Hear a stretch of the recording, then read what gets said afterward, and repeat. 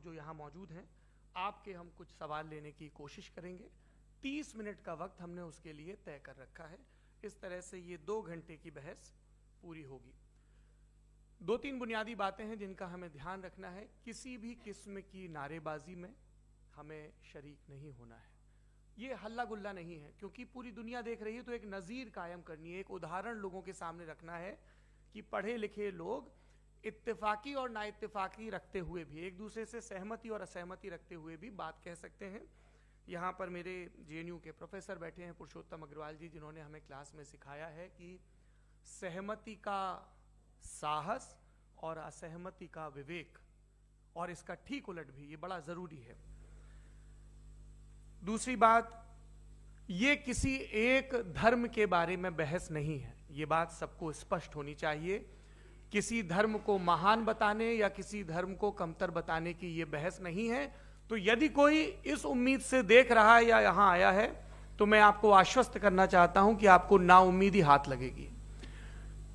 इस बहस में बहुत ज्यादा धार्मिक प्रतीकों के इस्तेमाल को लेकर भी, ये दोनों लोग जो अभी आपको गंभीर दिख रहे हैं, भले लोग हैं, कल शाम को चाय पर मिले थे, बहुत हंसी मजाक भी इनके बीच हुआ था, और गलबैयां डालते हुए एक तस्वीर भी हुई थी।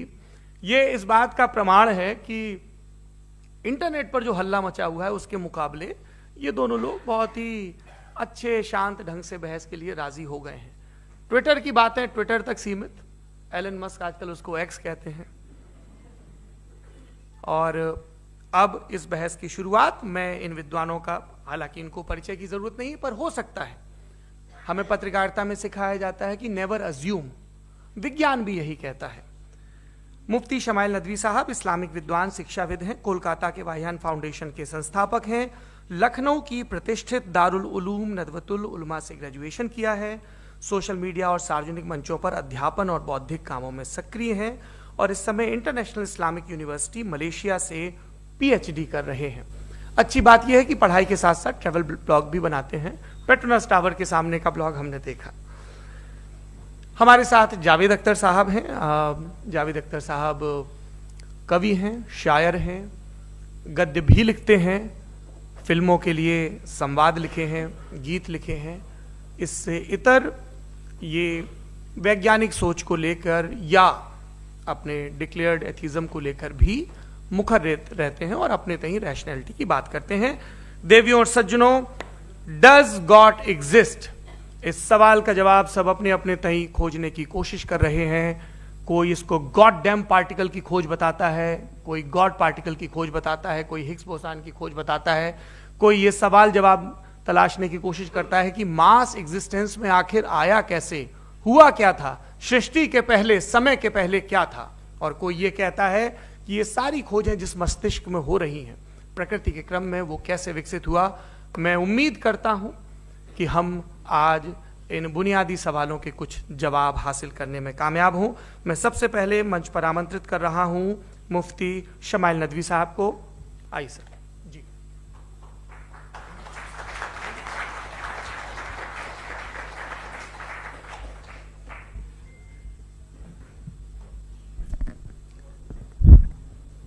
एक आखिरी गुजारिश, आप बोलना शुरू करें। आप लोग प्लीज अपने फोन लाइट मोड पे या साइलेंट मोड पे रखें। एक बार चेक कर लें, कई बार बेध्यानी हो जाती है।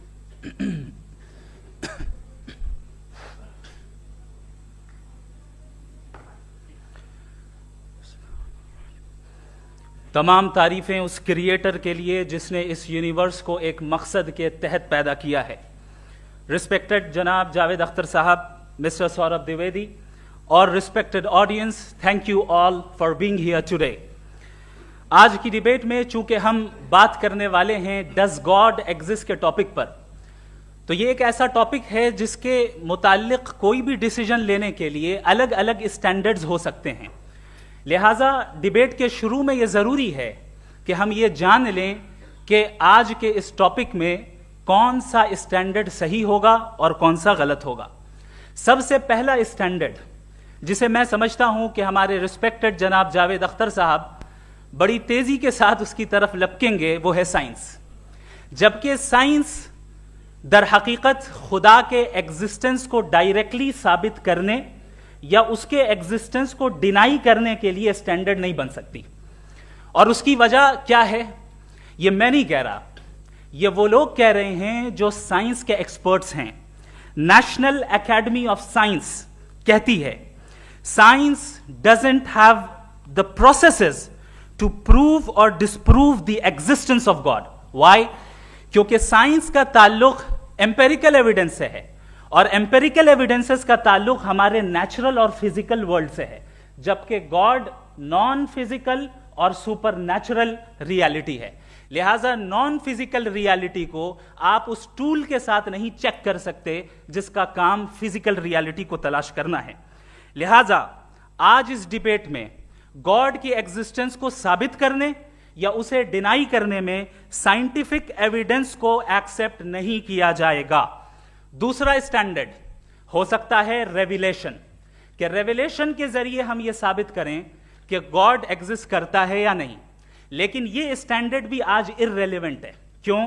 क्योंकि रेविलेशन मेरे नजदीक सोर्स ऑफ नॉलेज है, वैलिड सोर्स ऑफ नॉलेज है, लेकिन हमारे जावेद अख्तर साहब के नजदीक ये वैलिड सोर्स ऑफ नॉलेज नहीं है। लिहाजा आज की डिबेट में मैं एक भी एविडेंस किसी भी मजहबी स्क्रिप्चर से नहीं दूंगा ताकि जावेद अख्तर साहब के लिए वो अनएक्सेप्टेबल ना हो। तीसरा जो मेयार हो सकता है वो है ऑब्जर्वेशन, कि भाई कोई कहे कि हमें खुदा दिखाओ, अगर है तो दिखाओ, या ये कि खुदा के एग्जिस्टेंस पर एम्पेरिकल एविडेंस दो, तो ये है दर हकीकत गलत टूल का इस्तेमाल करना। ये ऐसा ही है कि जावेद साहब मुझसे ये मुतालबा करें कि मुफ्ती साहब आप मेटल डिटेक्टर के जरिए प्लास्टिक डिटेक्ट करके दिखाएं। अब चूंकि प्लास्टिक डिटेक्ट नहीं हो पा रही है लिहाजा plastic does not exist. No, you are using the wrong tool. इस टूल से प्लास्टिक को डिटेक्ट नहीं किया जाता।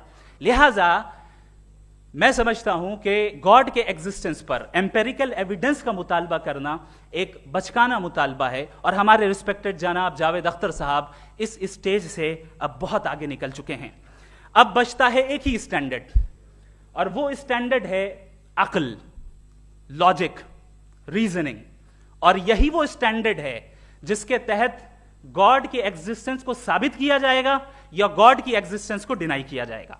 लेकिन चूंकि ये बहुत इंपॉर्टेंट और सेंसिटिव टॉपिक है, इसलिए लॉजिकल आर्ग्यूमेंट भी ऐसा होना चाहिए जो डेफिनेटिव हो, इनडेफिनेटिव ना हो, जो 2 और 2 4 की तरह बिल्कुल वाजे हो, जिसे लॉजिकली रिजेक्ट करना पॉसिबल नहीं हो। फॉर एग्जाम्पल हम कहें हमारे रिस्पेक्टेड मिस्टर सौरभ साहब, ये एक इंसान है और तमाम इंसान कॉन्शियस बीइंग है, लिहाजा नतीजा क्या निकला, हमारे सौरभ साहब भी कॉन्शियस बीइंग है। क्या ये इनडेफिनेट आर्ग्यूमेंट है या डेफिनेट आर्ग्यूमेंट है? ये डेफिनेट आर्ग्यूमेंट है।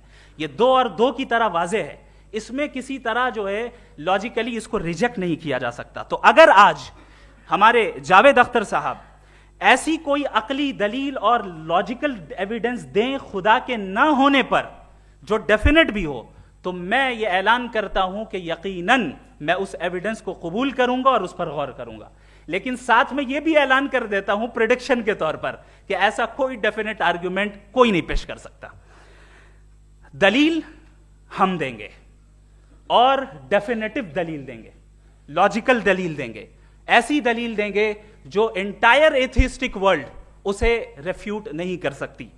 चलें अब हम एक एग्जाम्पल सोचते हैं, एक सिनेरियो, सिंपल सिनेरियो, तमाम ऑडियंस से गुजारिश है, हम और आप एक आइसोलेटेड आइलैंड पर हैं, ऐसा आइलैंड जहां पे हमसे पहले कोई कभी नहीं गया। चलते चलते आपके सामने अचानक आपने देखा एक पिंक कलर की बॉल पड़ी हुई है। सबसे पहला सवाल आपके जहन में क्या आएगा कि ये बॉल यहां क्यों आई, कैसे आई, ये पिंक कलर की ही क्यों है, कोई और कलर भी हो सकता था, ये इसी शेप में क्यों है, कोई और शेप भी हो सकता था। नेचुरली आप इस तरफ पहुंचेंगे कि कोई ना कोई है जिसने इन स्पेसिफिक प्रॉपर्टीज के साथ इस बॉल को बनाया है और यहां पे रखा है। चूंकि आप जानते हैं कि ये जो बॉल है इसका एग्जिस्ट करना जरूरी नहीं है, ये एग्जिस्ट कर भी सकती थी, नहीं भी कर सकती थी, और एग्जिस्ट करना ही था तो किसी और फॉर्म में करती, किसी और कलर में करती। अब आप इस बॉल को एक्सपैंड करते चले जाएं, एक्सपैंड करते चले जाएं, एक्सपैंड करते चले जाएं, यहां तक कि ये बॉल यूनिवर्स के साइज की हो जाए। बताइए कि क्या साइज के बढ़ जाने से सवाल बदल जाएगा? हरगिज नहीं बदलेगा। अभी भी सवाल रहेगा ये यूनिवर्स कहां से आया, इन स्पेसिफिक प्रॉपर्टीज के साथ कहां से आया, क्यों आया, किसने बनाया, यह सवाल उस वक्त भी वैलिड रहेगा। लेकिन यह सवाल अगर हम जनाब जावेद अख्तर साहब से करें तो चूंकि इनका वर्ल्ड व्यू एथिस्टिक है, और सिर्फ इनका नहीं, मतलब जितने भी एथिस्ट हैं और एथिस्टिक वर्ल्ड व्यू को रखने वाले से अगर आप ये सवाल करें कि ये यूनिवर्स कहां से आया, तो इनका जवाब या तो आर्ग्यूमेंट फ्रॉम इग्नोरेंस होगा या डॉगमेटिक होगा। या तो ये कहेंगे कि मुझे नहीं पता कि ये कहां से आया, लिहाजा गॉड डज नॉट एग्जिस्ट, ये आर्ग्यूमेंट फ्रॉम इग्नोरेंस है। या ये कहेंगे कि ये यूनिवर्स खुद ब खुद बन गया, इसका मतलब ये है कि उस बॉल को भी खुद ब खुद बन जाना चाहिए, लेकिन बॉल के ताल्लुक से ये एक्सप्लेनेशन एक्सेप्ट नहीं की जाएगी कि ये खुद ब खुद बन गई, लेकिन यूनिवर्स के ताल्लुक से कर दिया जाएगा। इसे हम दूसरे अल्फाज में डॉगमा भी कह सकते हैं। दूसरी चीज, हमारे जावेद अख्तर साहब जरूर गॉड ऑफ गैप्स की मिसाल भी जरूर देंगे, और मिसाल देंगे कि पहले जमाने में बिजलियां कड़कती थी तो लोगों ने किसी एक खुदा की तरफ, और बारिश होती थी तो दूसरे खुदा की तरफ मंसूब कर दिया, उनके पास दलील नहीं थी। यह हमारा वर्ल्ड व्यू है ही नहीं, यह हमारा वर्ल्ड व्यू है ही नहीं, क्योंकि नेचुरल फिनोमेना के प्रोसेस की इंटरप्रिटेशन को जान लेने से यह कहां से साबित हो गया कि गॉड एग्जिस्ट नहीं करता है। इस पर मैं इंशाअल्लाह अभी आगे बात करूंगा। आप हजरात ये भी देखेंगे, और मैं ये एक्सपेक्ट करता हूं कि हमारे रिस्पेक्टेड जनाब जावेद अख्तर साहब जरूर इमोशनल आर्ग्यूमेंट्स भी देंगे, जो कि एक लॉजिकल फेलेसी है जब बात आती है ट्रुथ को डिसाइड करने में। क्यों? मिसाल के तौर पर वो कहेंगे कि अगर गॉड है तो ईविल क्यों एग्जिस्ट करता है, जबकि मैं कहता हूं ईविल का एग्जिस्ट करना गॉड के एग्जिस्ट करने की दलील है, उसके खिलाफ नहीं है। चूंकि अगर गॉड है तो हम सब उसके सामने अकाउंटेबल हैं, और अगर हम अकाउंटेबल हैं तो अकाउंटेबिलिटी के लिए ईविल का मौजूद होना जरूरी है, उसके बगैर हम अकाउंटेबल नहीं हो सकते। और अगर हम अकाउंटेबल नहीं हैं तो हम जनाब जावेद अख्तर साहब से पूछेंगे कि आप बताएं कि फिर सफरिंग इस दुनिया में क्यों है? अगर खुदा नहीं है तो सफरिंग क्यों है? और उन लोगों के जज्बे का क्या जिनके अंदर सफरिंग के बाद इंतकाम लेने का जज्बा पाया जाता है और वो इस दुनिया से ऐसे ही चले गए, क्या उनकी सारी तकलीफें बेकार चली जाएंगी? अब आ जाएं उसी एग्जाम्पल की तरफ कि बॉल, मुझसे अगर कोई पूछे इस बॉल को किसने बनाया और या इस एक्सपेंडेड बॉल को किसने बनाया, मैं कहूंगा कि चूंकि ये यूनिवर्स और इस यूनिवर्स की तमाम चीजें कॉन्टिंजेंट हैं। कॉन्टिंजेंट होने का मतलब ये होता है कि जो अपने एग्जिस्टेंस पे किसी के ऊपर डिपेंड करती हो, तो जाहिर है ये यूनिवर्स कॉन्टिंजेंट है। और अगर कोई चीज कॉन्टिंजेंट नहीं है तो मैं रिक्वेस्ट करूंगा कि मुझे दिखा दें कि कौन सी चीज यूनिवर्स में कॉन्टिंजेंट नहीं है, हम भी जरा गौर कर लें और हम भी देख लें।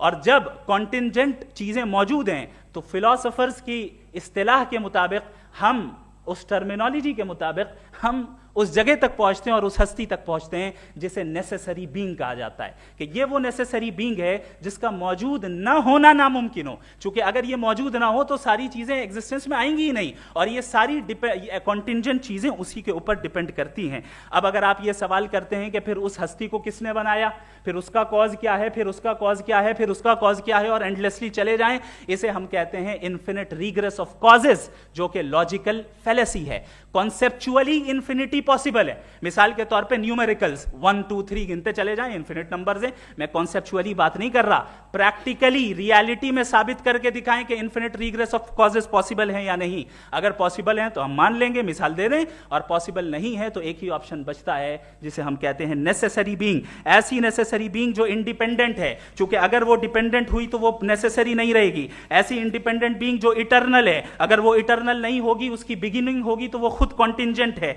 ऐसी बीइंग जो पावरफुल है, क्योंकि कॉन्टिंजेंट को एक्चुअलाइज करने के लिए पावर चाहिए। ऐसी बीइंग जो इंटेलिजेंट है और नॉलेजेबल है, क्योंकि ये यूनिवर्स स्पेसिफिक फॉर्म और स्पेसिफिक लॉज ऑफ नेचर के तहत प्रिसाइजली चल रहा है। Thank you. थैंक यू मुफ्ती साहब। मैं इन दलीलों के बाद जावेद अख्तर साहब से गुजारिश करूंगा, आप बैठ के बोलना चाहेंगे या बाहर? जी।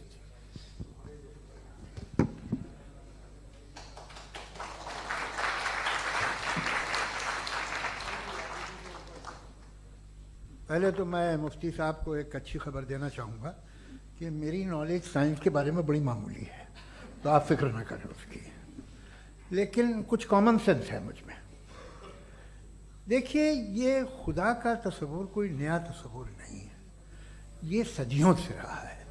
ये कुछ रिलीजन 3000 साल पुराने होंगे, 4000 साल पुराने होंगे, लेकिन इंसान कोई 10,000 12,000 साल से एग्जिस्ट करता है होमोसेपियन की शक्ल में, और हमेशा कुछ ना कुछ मजहब रहे। ये मजहब जाहिलों के नहीं थे, ये मजहब एक ऐसी ग्रीक सोसाइटी के थे जहाँ बड़े बड़े फिलोसफर्स पैदा हुए। ये मजहब इजिप्शियंस के थे जिन्होंने पिरामिड्स बनाए थे। ये रोमन्स के थे कि जिनका आर्किटेक्चर और सेनेट यानी पहली बुनियाद डेमोक्रेसी की लिमिटेड थी मगर डेमोक्रेसी थी, ये उन लोगों ने किए थे। तो इनका जो जुपिटर था, रा था, ज़्यूस था, उन्हें उस पर इतना ही एतमाद था जितना आज किसी मजहबी आदमी को अपने खुदा पे होगा। क्रिश्चियनिटी आने से पहले यूरोप में एक मजहब था जर्मेनिक रिलीजन। उसका एक खुदा था, उसकी एक बीवी थी, उसके 2 बेटे थे, एक बेटी थी। फिर जर्मनी में जब यूरोप में क्रिश्चियनिटी आई तो वो खुदा, उसकी बीवी और पूरे ख़ानदान चला गया। तो हमने अगर हम हिस्ट्री देखें तो खुदा जो है वो ज़्यादातर फ़नी है, वो हमेशा रहे नहीं। और वो जो लोग इन्हें मानते थे उनको आप कहें वो तो जाहिल थे, उन्हें तो कुछ पता ही नहीं था, ऐसा नहीं है। वो अपने वक्त में बड़े काबिल लोग थे और अपने वक्त में उन्होंने बड़े बड़े काम किए हैं, फिलोसफर्स थे, साइंटिस्ट थे। लेकिन उनका मजहब कहाँ गया, उनके खुदा कहाँ गए? आज जो खुदा हैं दुनिया में लोग उन्हें मानते हैं। आपको क्या मालूम कि कितने बरसों के बाद क्या होने वाला है? हम यूरोप में देखते हैं तो चर्च खाली हैं। तो वक्त के साथ चीज़ें बदलती हैं। जहाँ तक इसका ताल्लुक है मजहबों का, हर मजहब आपसे एक चीज़ मांगता है, फेथ। ये फेथ क्या चीज़ होती है? What is the difference between faith and belief? ये तो बहुत ही अहमकाना बात होगी कि कोई आदमी कहे साहब अगर खुदा है तो मुझे दिखाइए। ये तो जाहिलाना बात हुई। मैंने तो नॉर्थ पोल नहीं देखा है मगर मैं मानता हूँ कि नॉर्थ पोल है। मैं क्यों मानता हूँ? इसलिए कि अगर ये दुनिया राउंड है तो उसका कोई टॉप होगा। कुछ लोग हैं जो वहाँ गए भी हैं, कॉमन सेंस कहता है कि ऐसा होगा, सबूत है, गवाह है, रीज़न है। तो ये मेरा फेथ नहीं है। तो फेथ में और बिलीफ में डिफरेंस क्या है? जो मजहब मांगता है आपसे, हर मजहब फेथ मांगता है। फेथ का मतलब ये है कि ना कोई गवाह हो, ना कोई सबूत हो, ना कोई रैशनल हो, ना कोई लॉजिक हो, ना कोई प्रूफ हो, मगर तुम एक बात को मानो। ये है फेथ। वरना बिलीफ होता। अगर इसमें कुछ भी सबूत होते, गवाह होते, तो फिर इसे आप बिलीफ कहते हैं। जैसे मेरा बिलीफ है कि नॉर्थ पोल है, मेरा फेथ थोड़ी है। फेथ इन तमाम शर्तों को रद्द करता है। तो फिर स्टुपिडिटी क्या है?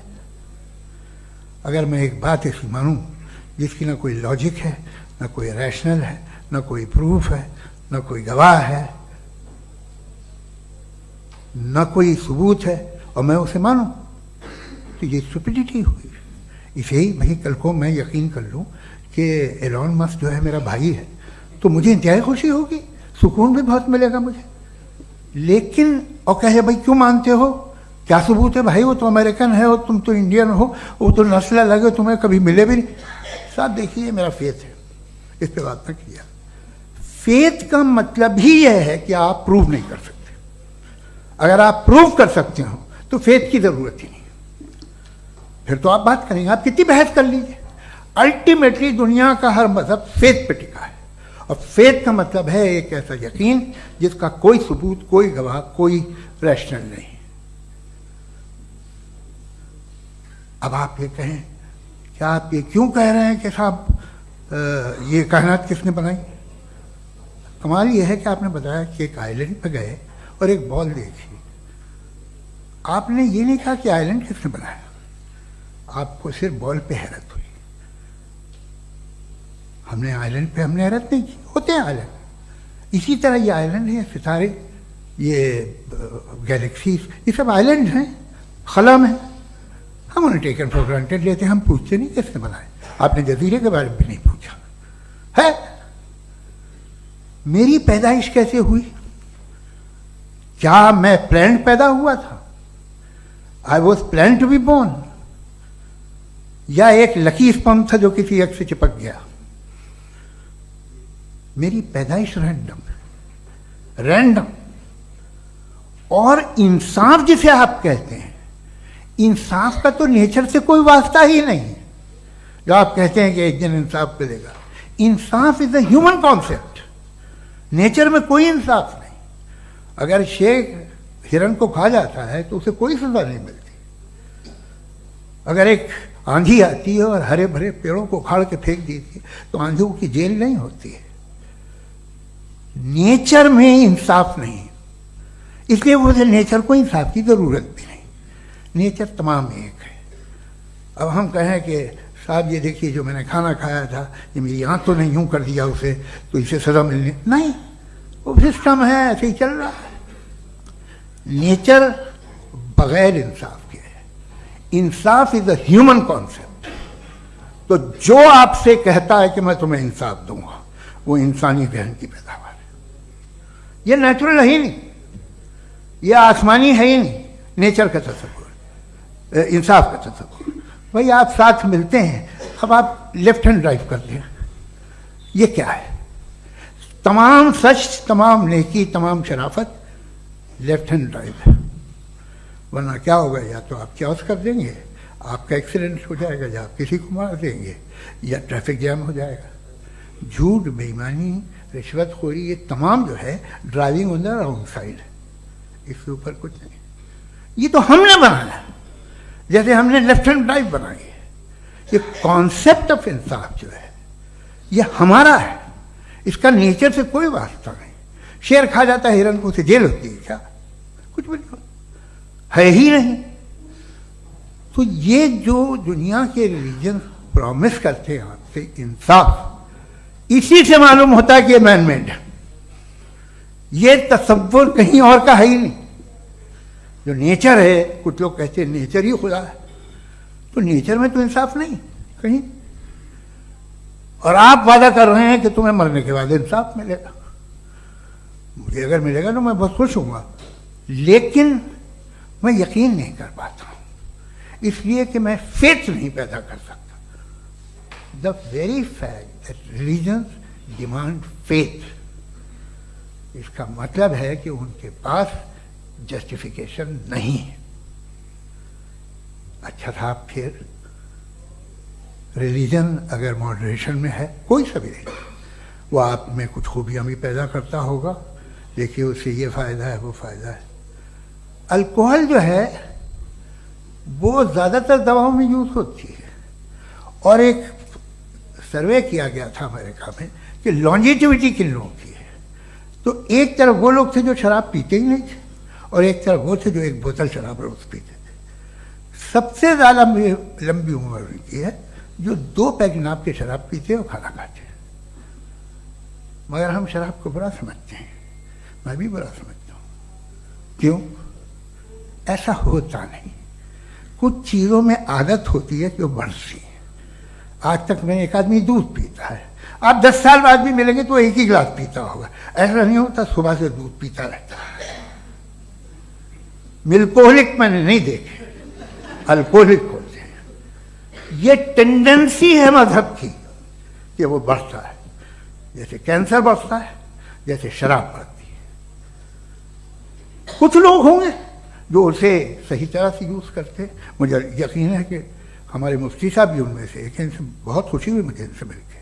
लेकिन कितने लोग हैं कि आज आप देखते हैं दुनिया में जो तबाहियाँ हैं, इनमें कितना हाथ है उन लोगों का जो बिलीवर कहते था मजहब ये नहीं कहता, ना कहता होगा, मगर जब ये मजहब पीते हैं तो ऐसे बिहेव करते हैं।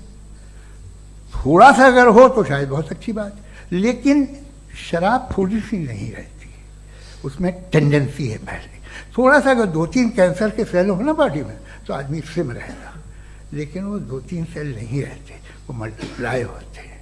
जावेद साहब, टाइम पूरा हो गया। टाइम हो गया तो बस बात खत्म हो गई। अच्छा, मुझे कुछ और कहने को था भी नहीं।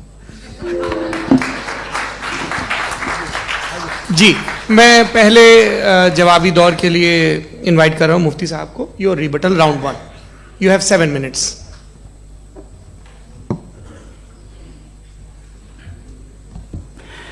Thank you very much Javed साहब। आपकी बात को सुनकर बड़े महजूज हुए हम लोग। महजूज, डू यू अंडरस्टैंड?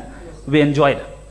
ओके, अब थोड़ा सा लॉजिकली उसको हम लोग देखते हैं। दरअसल हम लोगों ने कल गुजारिश की थी मुफ्ती साहब से भी, जावेद साहब से भी, कि हिंदुस्तानी जबान आम फहम सबको समझ में आ जाए और जहां कहीं आप मुश्किल शब्द इस्तेमाल करें वहां बताते भी चलें।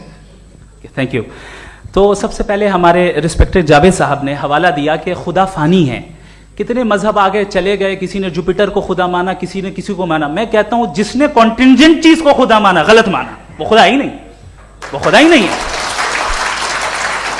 हम तो नेसेसरी बीइंग को साबित करने बैठे हैं, वो नेसेसरी कॉज जो इटरनल है, जो अबदी भी है और अजली भी है। हम किसी और को साबित करने नहीं बैठे। दूसरी चीज उन्होंने कहा कि फेथ एंड बिलीफ, ये एक ऐसी डेफिनेशन है फेथ की जो इन्होंने पहली मर्तबा पेश की है, या माफ कीजिएगा इन्होंने पहली मर्तबा पेश नहीं की है, रिचर्ड डॉकिंस ने पहली मर्तबा पेश की है। मुझे मालूम है ये सोर्स कहां से है। एपिस्टेमोलॉजिकली फेथ और बिलीफ का फर्क आप इस तरह नहीं कर सकते सर। फेथ सही भी होता है, गलत भी होता है, बिलीफ सही भी होता है, गलत भी होता है। जो लॉजिक, रीजन और एविडेंस से बैक्ड होगा वो फेथ सही होगा। और आप जिस फेथ की बात कर रहे हैं कि इलॉजिकल है और उसके पीछे नहीं है, तो we are on the same page. हम नहीं मानते उस फेथ को, जो फेथ ऐसा हो जिसके पीछे कोई लॉजिक ना हो, एविडेंस ना हो, हम नहीं मानते। हम तो उस फेथ के कायल हैं जिसके पीछे लॉजिक हो और एविडेंस हो। तो बिलीफ सही भी होता है, गलत भी होता है, फेथ भी सही होता है और गलत भी होता है। तो आज फेथ और बिलीफ के डिफरेंस पे बात नहीं हो रही। आज आप चाहे फेथ एक्सेप्ट कर लें या बिलीफ एक्सेप्ट कर लें, आज ये बात होगी कि ट्रूथ क्या है। चाहे ट्रू बिलीफ सही है या ट्रू फेथ सही है, और फॉल्स फेथ क्या है और फॉल्स बिलीफ क्या है, बात इस पे हो रही। दूसरी चीज इन्होंने पूछा स्टुपिडिटी फिर क्या है। अगर फेथ रिलीजन स्टुपिडिटी नहीं है तो और क्या है? चूंकि फेथ का मुतालबा करते हैं तो स्टुपिडिटी क्या है? मैं कहता हूं स्टुपिडिटी एथिज्म है। उसकी वजह यह है कि आप एक सड़क पे जा रहे हो और आप किसी गार्डन में जाएं और देखें वहां लिखा है फूलों के साथ I love Javed Akhtar, and I really do, I love you sir. So जब आप वहां पर पहुंचे तो वहां पहुंचकर अब ये बताएं, क्या आप ये कहेंगे वाह व्हाट अ नेचुरल सिलेक्शन? ये क्या नेचुरल सिलेक्शन है? नहीं, ये प्रिसाइजली डिजाइंड है, इसके पीछे डिजाइनर है। लिहाजा अगर कोई एक ऐसी कॉमन सेंस की बात को कबूल नहीं कर रहा है कि यूनिवर्स जो इतने प्रिसाइजली काम कर रहा है, हम कह दें कि खुद ब खुद बन गई, मैं समझता हूं इससे बड़ी स्टुपिडिटी और कुछ नहीं है। ये इर्रेशनल चीज है। फिर हमारे सर ने कहा कि आपने बॉल पे फोकस किया, आइलैंड पे फोकस नहीं किया। अरे आइलैंड को किसने बनाया यही समझाने के लिए तो बॉल की मिसाल दे रहा हूं। और बॉल भी कॉन्टिंजेंट है, आइलैंड भी कॉन्टिंजेंट है, दोनों नेसेसरी बीइंग का मुतालबा करते हैं। आगे इन्होंने कहा कि नेचर में कोई इंसाफ नहीं है। हम डिसाइड करते हैं कि मोरालिटी क्या होती है, इंसाफ क्या होता है। हम डिसाइड करते हैं, जैसे ड्राइविंग सीट में ट्रैफिक वाला, ये तो किसी खुदा ने नहीं कहा, ये है, इसे कहते हैं फॉल्स इक्विवेलेंस। ये एक लॉजिकल फेलेसी है। आपने जो है मिसाल दी ड्राइविंग की और ट्रैफिक की, ये सब्जेक्टिव मोरालिटी है। आप सब्जेक्टिव मोरालिटी को मिसाल बनाकर ऑब्जेक्टिव मोरालिटी के ऊपर नहीं थोप सकते। इंसाफ की ऑब्जेक्टिव मोरालिटी है। अगर आप ये कहते हैं कि नेचर में इंसाफ नहीं है, तो इंसाफ का न होना ये नेचुरल हुआ, तो फिर नेचर को नेचर रहने दे। क्यों हम इतना स्ट्राइव कर रहे हैं दुनिया में इंसाफ लाने के लिए? ये तो इलॉजिकल बात है, इर्रेशनल बात है।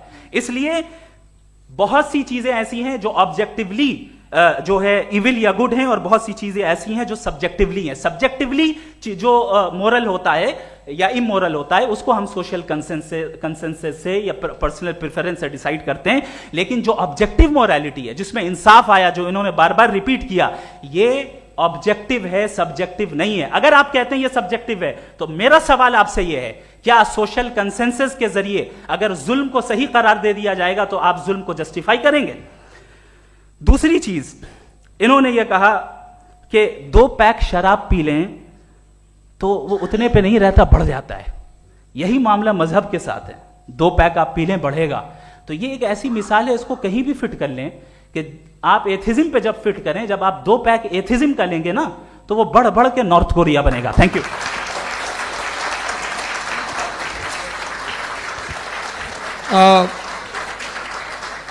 फर्स्ट राउंड की रिबटल के लिए मैं जावेद साहब को इनवाइट कर रहा हूं। आपके पास 7 मिनट का वक्त है, रीसेट कर दीजिएगा प्लीज। मुझे इस बात की खुशी है कि मुफ्ती साहब ने भी मान लिया कि नेचर में कोई इंसाफ नहीं है। तो कोई भी चीज़ जो इंसान ने नहीं बनाई है उसमें इंसाफ नहीं होता है। एक बात मैं आपसे अर्ज़ करूँ, जरा पता लगा लीजिएगा, ये जो आप बाग में जाते हैं बेहद खूबसूरत फूल देखते हैं ना, इनमें से कोई नेचुरल नहीं है। ये सारे फूल क्रॉस करके बनाए गए हैं। जो जंगल में फूल होते हैं निहायत मामूली होते हैं, ये फूल इंसानों ने बनाए हैं। जो आप बाग में देख के वाह वाह कहते हैं, ये इंसानों के बनाए हुए हैं। डिफरेंट फूलों को क्रॉस करके, डेवलप करके, फिर क्रॉस करके इस तरह से बनाए गए। नेचुरल फ्लावर नहीं। किसी जंगल वीरान में जाके आप गुलाब के फूल नहीं देखेंगे। ये सब बनाए हुए इंसान ने, बहुत से काम इंसान ने किए। बाकी है कि आपने मेरी एक बात का जवाब नहीं दिया, जिससे मुझे शिकायत है कि फेथ क्या है और आप फेथ मांगते क्यों हैं मुझसे? आप तो लॉजिकल हैं, आपके पास तो सारे रैशनल हैं, आपके पास सारे सबूत हैं, तो आपको फेथ की डिमांड क्यों करते हैं कि भाई तुम सरेंडर कर दो और सवाल मत करो? कोई मजहब सारे सवाल करने की इजाजत नहीं देता है और मना करता है कि दादा सवाल ना करो, बहक जाओगे तुम। आप क्यों रोकते हैं? हकीकत यह है कि इंसानी तारीख क्या है। इंसानी तारीख ये है कि दुनिया में दो तरह के लोग हुए। एक वो जिन्होंने अपनी लाइल्मी की परस्तिश की है, दूसरे वो जिन्होंने अपनी इग्नोरेंस या लाइल्मी से झगड़ा किया है और मालूम किया है कि क्या है। ये जो आप कह रहे हैं, आज आप हैरान हैं कि भाई ये यूनिवर्स कैसे बनी। लोग हैरान थे कि सूरज डूबता है तो इधर से कैसे निकलता है। और आप एक कदम जाके हमेशा का मानने को तैयार है, एक कदम पीछे ही मान जाइए। भाई आप इसके बाद जाते हो, कहते सवाल ना करना कि ये कहाँ से आया, ये पावर तो हमेशा से हमेशा रहेगी। तो आप यूनिवर्स के बारे में मानने में क्या तकलीफ है? एक कदम पहले रुक जाइए। ये हमेशा से थी या नहीं थी हमें मालूम नहीं है। और ये कहना कि हमें मालूम नहीं है, कमाल ये है कि दुनिया के सारे मजहब सब जानते हैं ये दुनिया कैसे बनी थी, कैसे मिटेगी, मरने के बाद क्या होगा, इनको सब इल्म है। इनको किसी को डायनासोर होते थे पहले ये नहीं पता था, किसी को नहीं पता। किसी भी दुनिया की मजहबी किताब में डायनासोर का जिक्र नहीं है।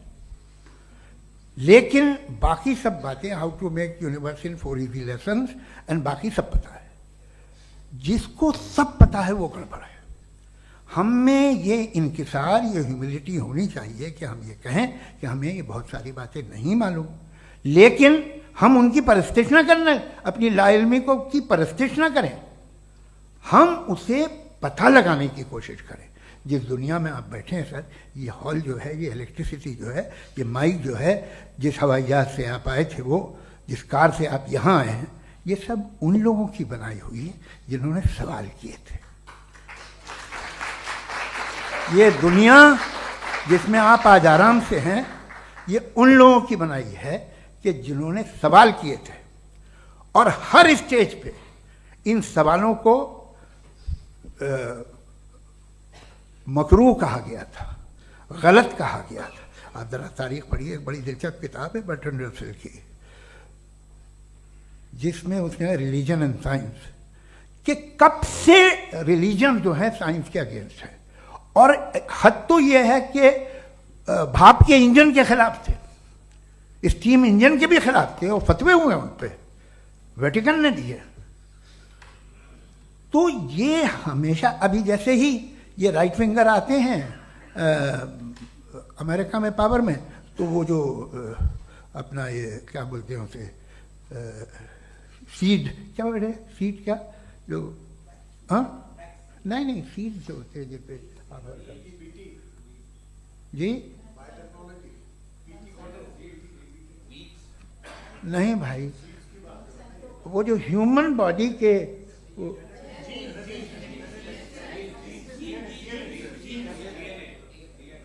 उस पर रिसर्च बंद हो जाती है, रिपब्लिकन नहीं करने देते।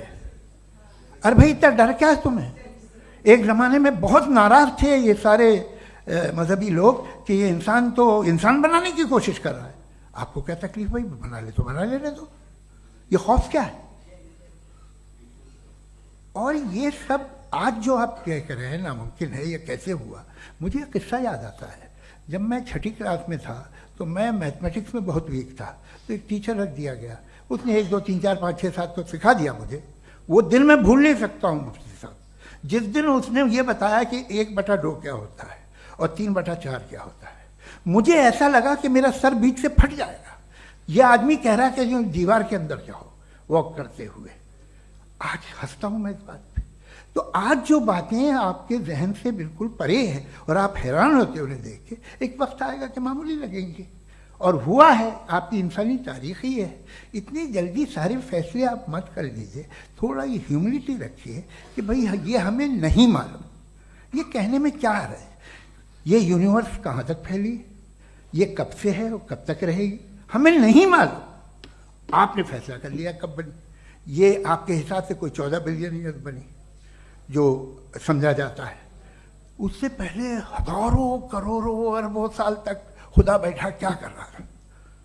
खामोश बैठा था, ऐसे ही जमाइयाँ ले रहा था। फिर उसे आइडिया आया, यार एक काम करते, वक्त अच्छा गुजर जाएगा, यूनिवर्स बनाते। सोचिए, वो तो हमेशा से है ना, मगर यूनिवर्स हमेशा से नहीं है, ये तो बनाई गई है। और उससे पहले क्या था, इनका क्या काम था? कैसी बात है, ये बड़ा आसान है। जो बात हमें आज धीरे धीरे पता चली है, बरसों 2000 और 2500 साल पहले आपको किसी ने बता दिया कि क्या था, आप मान गए, और तब से वही मान रहे हैं जो 2500 साल पहले कहा गया था। सब कुछ बदल गया है, सॉल्व हो रही हैं चीज़ें। अभी साइंस बिल्कुल दावा नहीं करती, या कोई फिलोसफर ये दावा नहीं करता कि हमें सब मालूम, बल्कि वो कहता है कि हमें जितना मालूम होता है उससे ये मालूम होता है कि हमें कितना कम मालूम। तो हम अपनी जहालत से लड़े, उसकी परस्तिश न करें। जी, टाइम है। Thank you so much. मैं तर्कों की श्रृंखला में राउंड 2 के लिए मुफ्ती साहब को आमंत्रित कर रहा हूं। आपके पास एक बार फिर से 7 मिनट का वक्त है। शुक्रिया। जनाब जावेद अख्तर साहब कई मर्तबा दोहरा रहे हैं कि फेथ का मतलब बताइए, फेथ का मतलब बताइए। मैंने बता दिया, फेथ सही भी होता है, गलत भी होता है। और आज हम फेथ पे बात नहीं कर रहे, हम ट्रुथ और डज गॉड एग्जिस्ट पे बात कर रहे हैं। क्या डज गॉड एग्जिस्ट, ये ट्रुथ यानी गॉड है या नहीं है, इसमें से दोनों ट्रुथ क्या है। अब आप उसे फेथ कह लें, बिलीफ कह लें, नॉट माई बिजनेस। उसके बाद आपने कहा कि भाई सवाल करने से मजहब रोकता है। मैं कहता हूं जो रोकता है वो रोकता होगा, मैं नहीं रोकता, बल्कि सवाल करें, सवाल करना चाहिए। सवाल कर करके तो हम आगे बढ़ते हैं, तरक्की करते हैं, और इसीलिए मैं आज यहां पे आया हूं। लेकिन सवाल सिर्फ खुदा से नहीं होगा, आपसे भी होगा। सवाल एथिज्म से भी होगा, सवाल सिर्फ मजहब से नहीं होगा, सबसे होगा। और आज मैं सवाल करूंगा और उम्मीद है कि आप जवाब देंगे। अभी तक आपने वैसे कॉन्टिंजेंसी आर्गुमेंट का कोई जवाब नहीं दिया है। चलें, आपने कहा यूनिवर्स के बारे में इटर्नल क्यों नहीं बोल देते। ये चूंकि लॉजिकली पॉसिबल ही नहीं है कि यूनिवर्स इटर्नल हो। यूनिवर्स एक कॉन्टिंजेंट चीज है जो टाइम एंड स्पेस के पाबंद है, टाइम एंड स्पेस से बाउंड है। जो टाइम एंड स्पेस से बाउंड होगा वो कॉन्टिंजेंट होगा, जो कॉन्टिंजेंट होगा वो उसकी बिगिनिंग हुई होगी, जिसकी बिगिनिंग हुई होगी वो इटर्नल नहीं हो सकता। ये तो कॉमन सी बात है। आपने कहा कि किसी मजहबी किताब में डायनासोर का जिक्र नहीं है। अफसोस कि आज तक किसी मैथमेटिक्स के किताब में मुझे डायनासोर का जिक्र नहीं मिला। तो इसका मतलब मैथमेटिक्स की किताब बेकार है? नहीं, उसका वो टॉपिक नहीं है। रेवलेशन का और मजहबी किताबों का टॉपिक ये नहीं है कि आपको आके बताए साइकिल कैसे बनाते हैं, या आकर ये बताएं कि जो है डायनासोर कब था। वो तो मोरालिटी सिखाने आया है, गॉड के बारे में बताने आया, नॉन फिजिकल रियलिटी की हकीकत को सिखाने के लिए आया। रिलीजियन साइंस को रोकता है? नहीं रोकता। अगर रोकता है तो गलत करता है। रिलीजियन साइंटिज्म को रोकता है, जिसमें हमारे जावेद साहब मुख्तल हैं। साइंस और साइंटिज्म में फर्क है।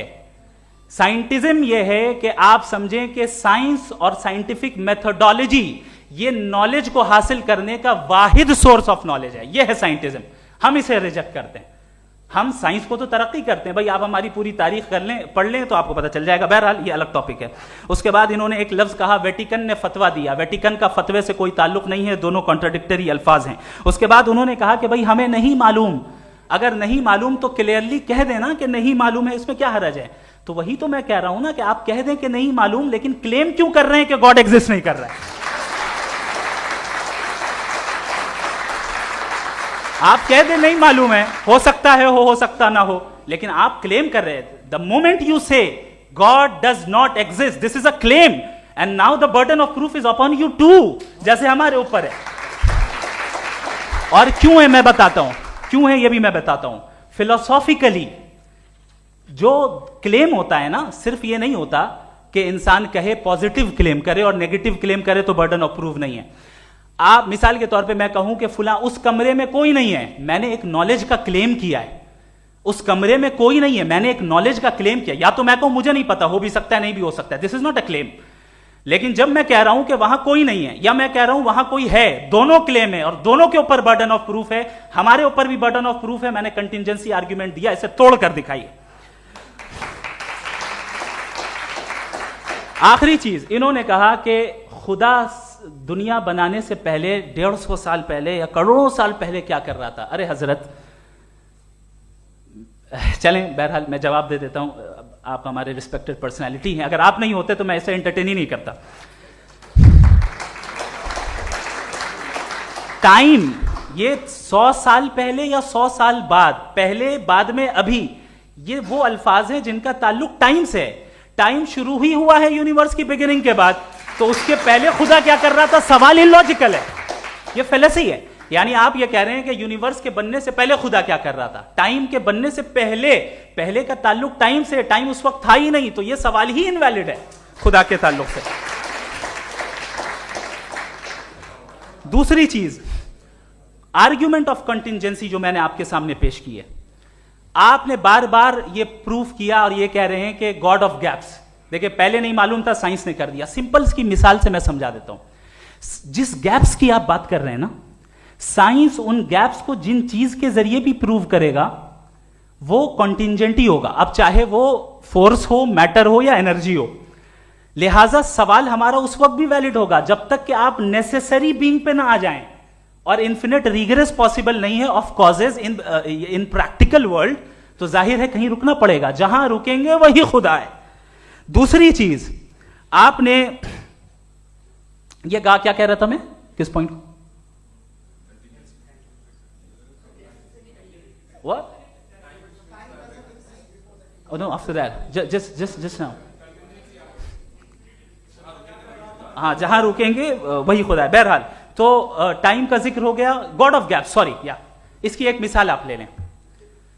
एक कार है, एक साहब ने देखा कि भाई कार जो है उसके व्हील्स कितने अच्छे लगे हुए हैं, सही जगह पे, स्टीयरिंग जो है कितने अच्छे जगह पे लगी हुई है, और सीट्स कितने वेल डिजाइंड है, कितनी प्रिसाइजली ये कार काम कर रही है, तो जरूर कोई ना कोई इसे क्रिएट किया है, किसी ने क्रिएट किया है। अब जावेद साहब आए और कहे, अरे जनाब बोनेट खोलिए, इसमें इंजन है, इंजन इस कार को चला रहा है, hence prove no one has created the car. This is illogical, this is irrational. आपने इंजन के जरिए उस गैप को तो साबित किया, लेकिन क्या उससे कार की जो क्रिएशन है और उसका जो क्रिएटर है ये इम्पॉसिबल हो जाए, ऐसा पॉसिबल है? उसका सवाल खत्म हो जाए, ऐसा पॉसिबल है? नहीं। आपने गैप्स को फिल करके, कॉन्टिंजेंट चीजों से गैप्स को फिल करके हमारे ऑब्जर्वेशन को और ब्रॉड कर दिया। अब हमें और पता चल गया कि ये जो कार है इसका सिस्टम कितना ज्यादा कॉम्प्लेक्स है। पहले कम समझते थे, अब कॉम्प्लेक्सिटी और ज्यादा वाजे हो गई। अब हमें समझ में आ रहा है कि हमारी सर्टेनिटी और बढ़ गई कि जरूर इस कार को किसी ना किसी ने बनाया। यही मामला यूनिवर्स का है। साइंस हमेशा फिजिकल वर्ल्ड की चीजों को ही फिल करती जाएगी और फिजिकल चीजों से ही करती जाएगी, चूंकि एम्पेरिकल एविडेंस का ताल्लुक फिजिकल वर्ल्ड से है।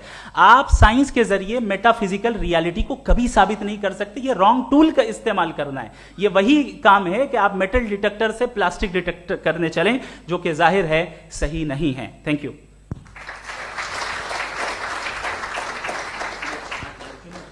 जी, ये आर्ग्यूमेंट का राउंड 2 है। हाँ। 7 मिनट है।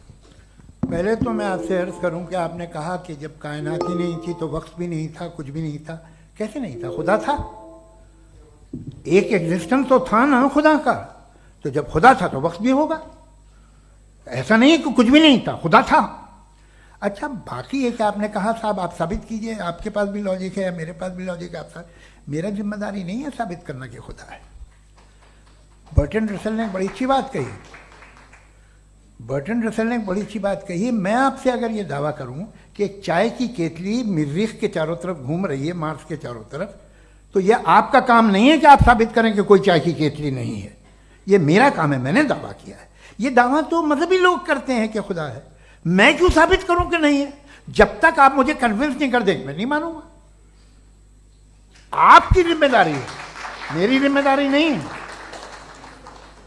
दोयम ये कि ये जो आप कह रहे हैं जो गैप्स हैं, ये गैप जब जब किसी मजहब को चैलेंज करते हैं, जब ऐसा कोई बात आती है तो हंगामा हो जाता है कि जब वो चैलेंज करें किसी फेथ को।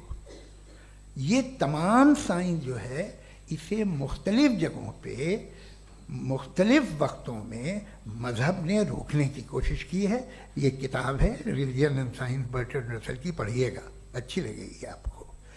तारीख ही है साइंस, मजहब की साइंस से उसका यही रिश्ता है। अच्छा, अब ये हम सोचें कि बहरहाल ये वजूद जो है मजहब और ये बिलीव इन गॉड इंसान को बेहतर बना देता है, तो एक काम कीजिए, हिंदुस्तान वर्ल्ड का नक्शा लीजिए और मार्क कीजिए कि रिलीजन कहाँ कहाँ ज़्यादा है, कहाँ कहाँ, चाहे वो लैटिन अमेरिका हो या मिडल ईस्ट हो या फार ईस्ट हो या हिंदुस्तान के वो इलाके जहाँ मजहबियत ज़्यादा है। रख दीजिए नक्शा अलग। अब दूसरा नक्शा कि कहाँ कहाँ नाइंसाफ़ी, रिप्रेशन, औरतों के हुकूक की पामाली, जुल्म, डिक्टेटरशिप कहाँ है, नक्शा एक ही होगा। तो आप मुझे बताएं कि जो इसका तरकीब इस्तेमाल क्या है, खुदा का तरकीब इस्तेमाल तो बताइए। आप छोटी सी दवा सड़क पे बेचते हैं, उसकी भी तरकीब इस्तेमाल बताते हैं। इसके इस्तेमाल से तो फायदे नहीं हुआ किसी को। जो सारे के सारे खराब मुल्क हैं, खराब समाज है, वो सारे जुल्म खुदा के नाम पे करते हैं। वो गलत करते हैं, सही करते हैं, मुझे क्या लेना देना उससे। इस्तेमाल से मालूम होता ना। एक विस्की की बोतल कभी शायद देखी हो आपने, लाल रंग की होती है, उस पर रोशनी और छपड़ा इंतहाई खूबसूरत लगती है, क्या बिगाड़ रही है किसी का?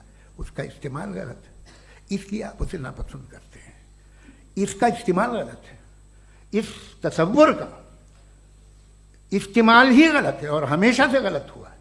आप देख लीजिए, इंसानी तारीख देख लीजिए, आज देख लीजिए, हिंदुस्तान देखिए, दुनिया देख लीजिए क्या हो रहा है।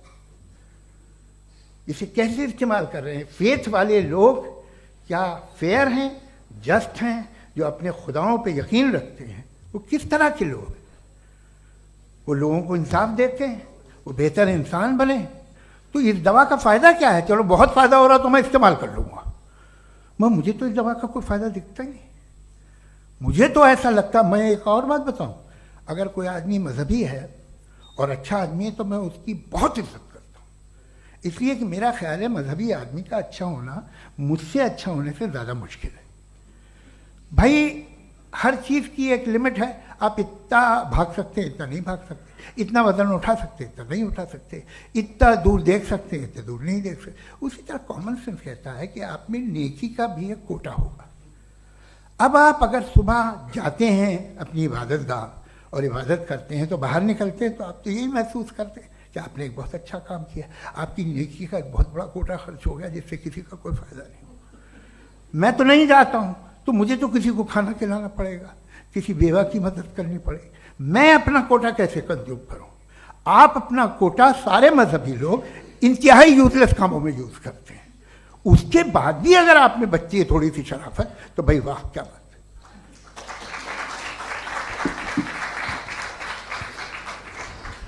एक तो मुझे ये बात बहुत अच्छी लग रही है कि दोनों ही विद्वान समय को मानते हैं और बहुत समय से अपनी दलीलें और बाज दफा समय से पहले अपनी तकरीरें पूरी करके अपनी अपनी कुर्सी पर बैठ रहे हैं।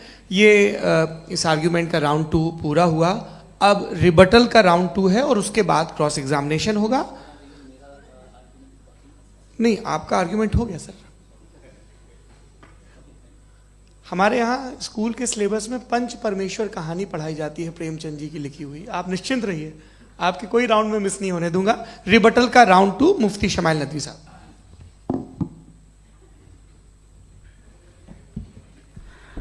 असल में जो हकीकी प्रॉब्लम है, असल प्रॉब्लम है वो ये है कि जावेद साहब के पास कॉन्सेप्ट ऑफ गॉड क्लियर नहीं है।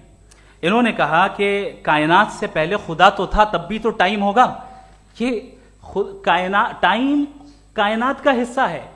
हम खुदा, उस खुदा को मानते हैं नेसेसरी बीइंग का टाइमलेस होना जरूरी है, चूंकि वो टाइम का क्रिएटर है। जब उसने टाइम को क्रिएट किया तो वो खुद टाइम पे कैसे होगा? उसने जब स्पेस को क्रिएट किया तो खुद स्पेस में कैसे होगा?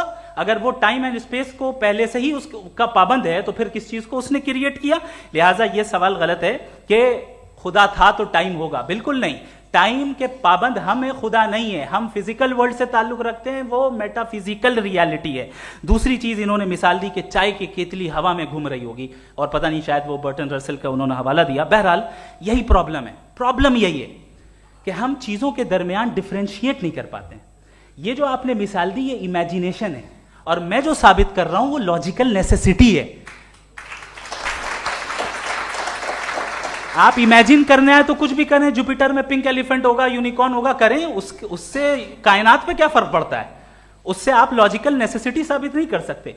मैं तो उस प्राइम कॉज की बात कर रहा हूं, उस नेसेसरी बीइंग की बात कर रहा हूं जिसके बगैर इस कायनात का एग्जिस्टेंस मुमकिन नहीं है। दूसरी चीज, मजहब को साइंस चैलेंज करती है वगैरह वगैरह, ये हमारा टॉपिक ही नहीं है। मैं इस पे बात करूंगा तो फिर मेरा वक्त चला जाएगा। मजहब के ऊपर चूंकि हमारी डिस्कशन नहीं है, साइंस को मजहब और बिलखुसूस मैं और हमारा वर्ल्ड व्यू कम अज कम साइंस को पीछे नहीं करता है, साइंटिज्म की मजम्मत करता है। इसकी वजाहत मैंने पहले कर दी। दूसरी चीज इन्होंने कहा वर्ल्ड का नक्शा लीजिए, वर्ल्ड मैप लीजिए, दो अलग अलग जगह की। हजरत मैंने ये होमवर्क किया था, और मैंने मिडिल ईस्ट का एक नक्शा लिया और यूरोप का एक नक्शा लिया। ये मजहबी इलाका और ये लिबरल और एथीस्ट इलाका। मुझे पता चला कि सबसे ज्यादा रेप केसेस जो हैं वहां पर है।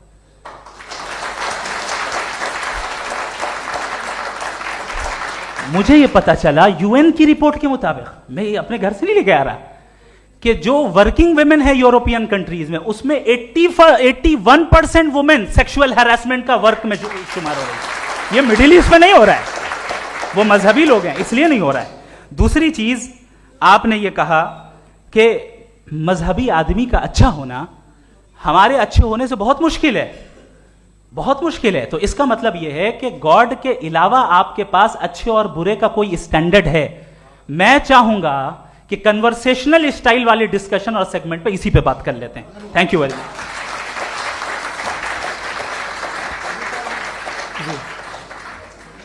ये रिबटल का राउंड 2 है, आपके पास 5 मिनट का वक्त है, और इसके बाद क्रॉस एग्जामिनेशन शुरू करेंगे। आप चाहें तो जो इन्होंने सवाल पूछे उनके जवाब आप रिबटल में भी दे सकते हैं। जी जी, देखिए पहले तो ये बात कि ये मिसाल गलत नहीं है, गलत है।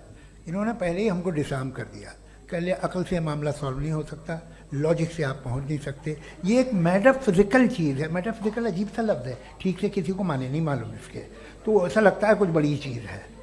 अरे भाई क्या होता है मेटाफिजिकल, बताओ, खड़ी हो। ये एक लफ्ज़ है जो कहीं भी इस्तेमाल हो जाता है। जब आप एक बात कर रहे हैं और आप मुझसे बहस कर रहे हैं तो मुझे मेटाफिजिकल मत बताइए, आप लॉजिकली मुझे प्रूव किए। और अगर लॉजिकली आप नहीं बात करते साहब ये मेटाफिजिकल है, तो फिर हम आप बात क्या कर रहे हैं? मेरा आपका किस ज़बान में कॉन्वर्सेशन होगा? और ये कहना कि वक्त पहले नहीं था, तो फिर क्यों कहते हैं ये हमेशा से और हमेशा रहेगा? हमेशा वक्त है, तो आप कैसे कहते हैं वो हमेशा से है और हमेशा रहेगा? हमेशा का मतलब है कोई वक्त, अगर वक्त ही नहीं है तो हमेशा कैसे? बाहर वो रहेगा। अब मैं ये देखता हूँ, आपने कहा ना कि वहाँ रेप ज़्यादा होते हैं, तो हम एक बात देखते हैं कि ये दुनिया जिस पे वो कादर मुतलक है, जिसकी मर्जी के बगैर पत्ता भी नहीं हिलता, ओमनीपोटेंट है, ये दुनिया चल कैसे रही है? और इस दुनिया का हाल क्या है? 45,000 बच्चे जो 10 साल की उम्र से कम थे वो गाजा में मरे। भूख से काला हांडी में बच्चे मरते हैं और डिप्थेरिया से मरते हैं। डिप्थेरिया अजीब मर्ज है, गले में जाली बनना शुरू होती है, बच्चा नीला हो जाता है, गरीब का बच्चा, इसलिए कि उपास इलाज में। ये कादर मुतलक है, जो चाहे कर दे। इससे आप दुआएं मांगते हैं हमारी ये काम कर दे वो कर दे, तो इसका मतलब डे टू डे लाइफ में वो इंटरफेयर करता है और ये देख रहा है वो। अगर वो वाकई भी है फॉर डिस्कशन सेक, तो मैं जब दुनिया देखता हूँ तो मेरे दिल में उसके लिए कोई इज्जत नहीं पैदा होती। ये क्या कर रहे हो तुम पूरे ऑल पावरफुल हो, ओमनीपोटेंट हो, ओमनी प्रेजेंट हो।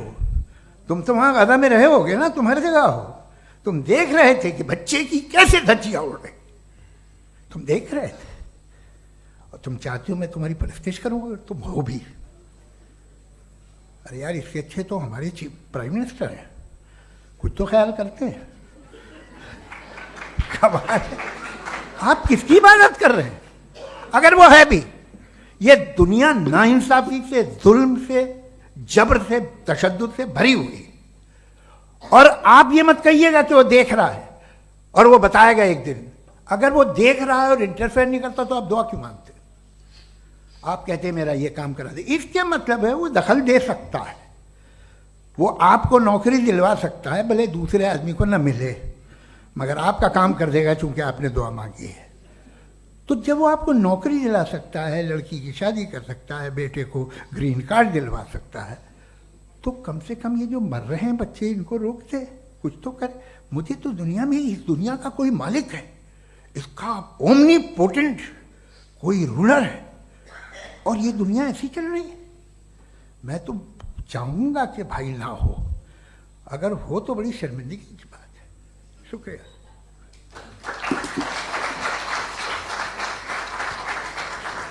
देवियों और सज्जनों, इस बहस के 2 राउंड और 2 रिबटल पूरे हो चुके हैं। अब सबसे ज़रूरी और सबसे मुश्किल राउंड शुरू हो रहा है, क्रॉस एग्जामिनेशन का। अब इन विद्वानों की सज्जनता की एक परख भी होगी, और वक्त हमने 16 मिनट का तय किया है। पहला सवाल आप पूछना चाहेंगे? जी बिल्कुल। पहले बोले भी आपके आप माइक ले लीजिएगा हाथ में, ये नीचे से जी। मैं बोलता हूँ, ये डायस हटा सकते हैं क्या हम थोड़ा क्विकली? डायस पीछे कर दीजिए बस थोड़ा सा, है, ताकि ये जो दाएं बाएं लोग बैठे हैं, इसे हटा ही दीजिए। अब हम वहाँ तो जाने वाले नहीं, आराम से आराम से। दोनों तरफ से हटा दीजिए।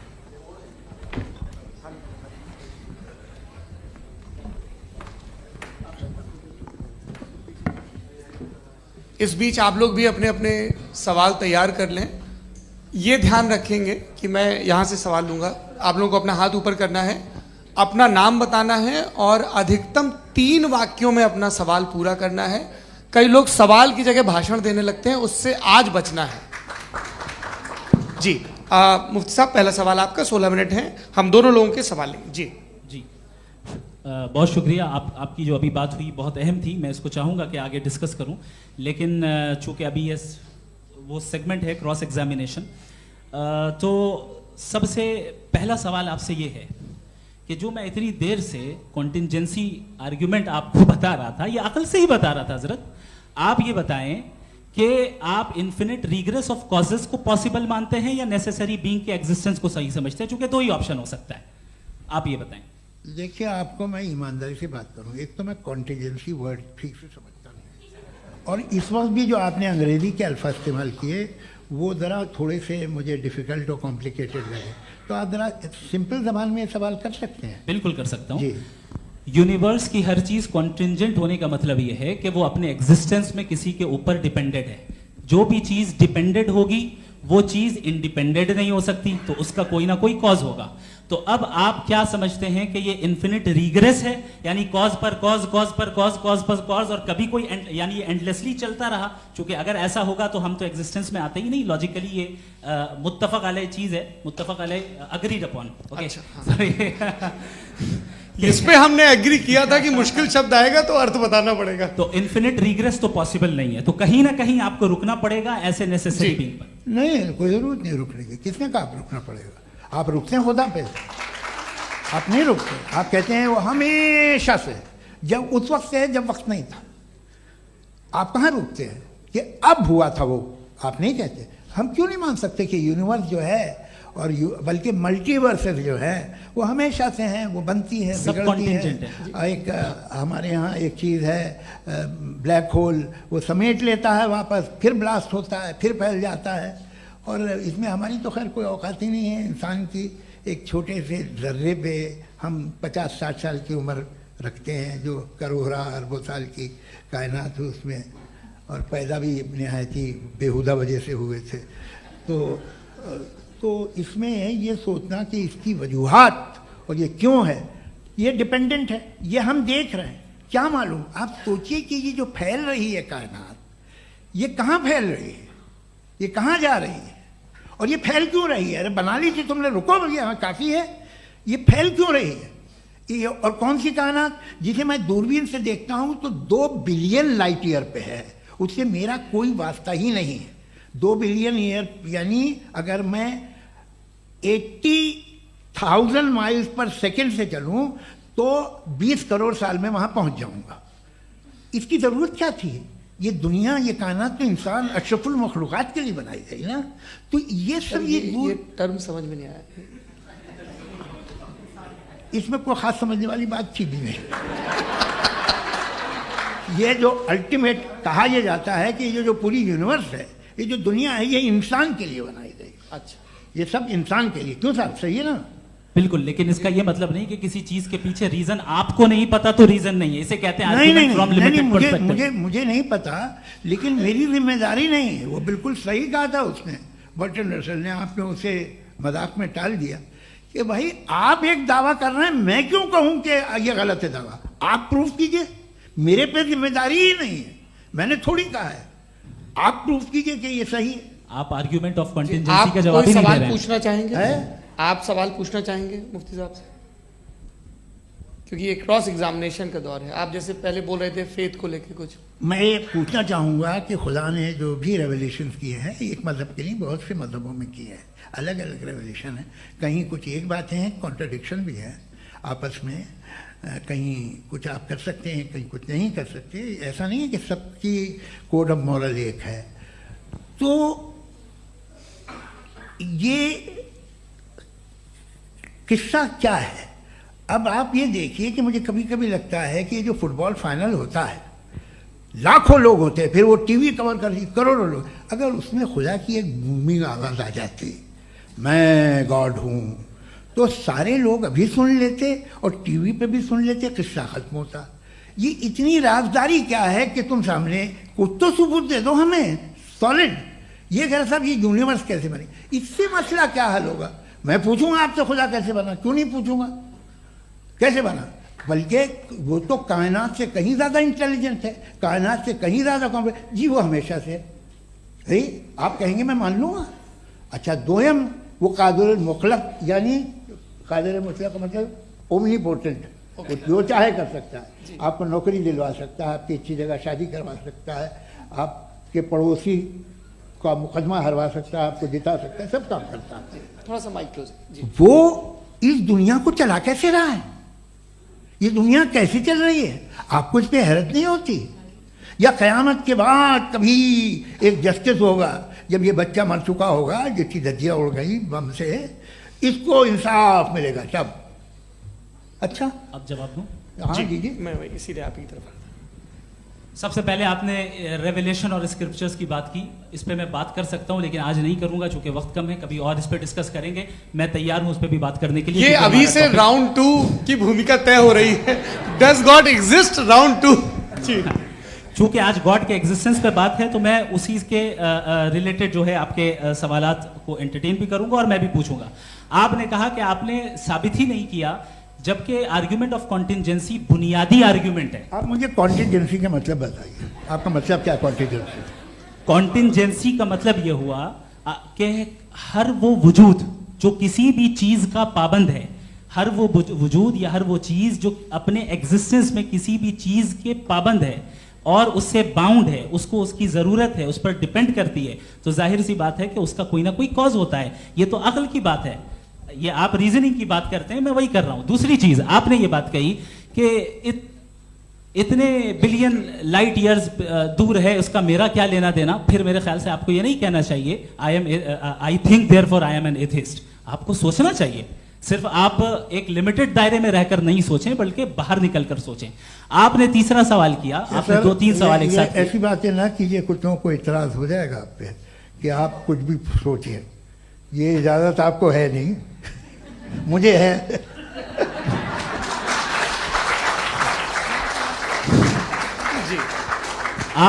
आपने प्रॉब्लम ऑफ इविल के ताल्लुक से सवाल किया और बार बार आप एक लफ्ज रिपीट कर रहे हैं कि ओमनीपोटेंट गॉड है। ऑल पावरफुल गॉड है। यही तो दरअसल समझना है कि गॉड का कॉन्सेप्ट क्या है।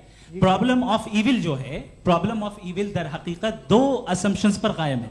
अगर आप इन दो असम्पशंस को समझ जाएं तो ये प्रॉब्लम नहीं रहेगी, आर्ग्यूमेंट आपको समझ में आ जाएगी कि ये कोलैप्स कर जाता है। पॉइंट नंबर 1, यानी जो आपका सबसे पहला फॉल्स असम्पशन है कि गॉड मर्सीफुल है, ओमनीपोटेंट है, दुनिया में जुल्म हो रहा है।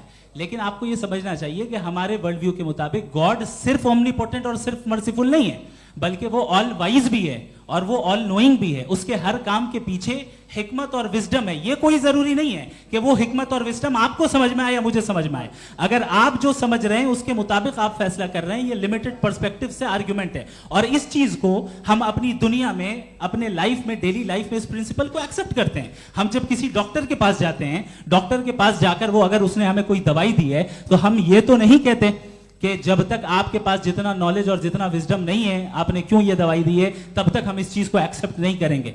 नहीं कहते, हम उसकी अथॉरिटी को तस्लीम करते हैं। क्यों? क्योंकि उसकी हम जानते हैं कि वो नॉलेजेबल है, वो विजडम वाला है, हमसे ज्यादा नॉलेज और हमसे ज्यादा विजडम है। बताएं सर। नहीं, डॉक्टर में और खुदा में बड़ा डिफरेंस है। डॉक्टर पढ़ा लिखा होता है एक, तो मैं उसकी बात सुनूंगा। दोयम ये नहीं कुछ जवाब तो ये भी नहीं है सर। प्लीज अगर सब ऑडियंस से बोलने लगेंगे तो फिर मतलब नहीं सिविलाइज्ड बहस का। मतलब आप ये कहें कि चूंकि आप डॉक्टर पे बिलीव करते हैं इसलिए खुदा पे बिलीव किए, क्या ये मिसाल आपको समझाने के लिए आर्गुमेंट है, इस पे आपको एतराज नहीं है। तो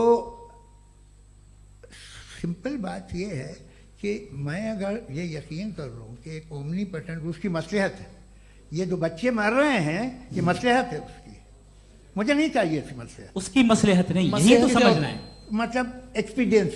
अच्छा, इस आपने अभी मेरी बात पूरी सुनी नहीं। मैंने कहा आपका पूरा आर्ग्यूमेंट दो फॉल्स असम्पशंस पर है। एक फॉल्स असम्पशन मैंने बता दिया, दूसरा फॉल्स असम्पशन ये है कि इस दुनिया में इविल के होने का कोई गुड रीजन नहीं है, जबकि हमारे पास बाज रीजंस मौजूद हैं, हमारे पास बाज वजूहात मौजूद हैं। अगर इस दुनिया में इविल ना हो तो आप गुड को डिफाइन कैसे करेंगे?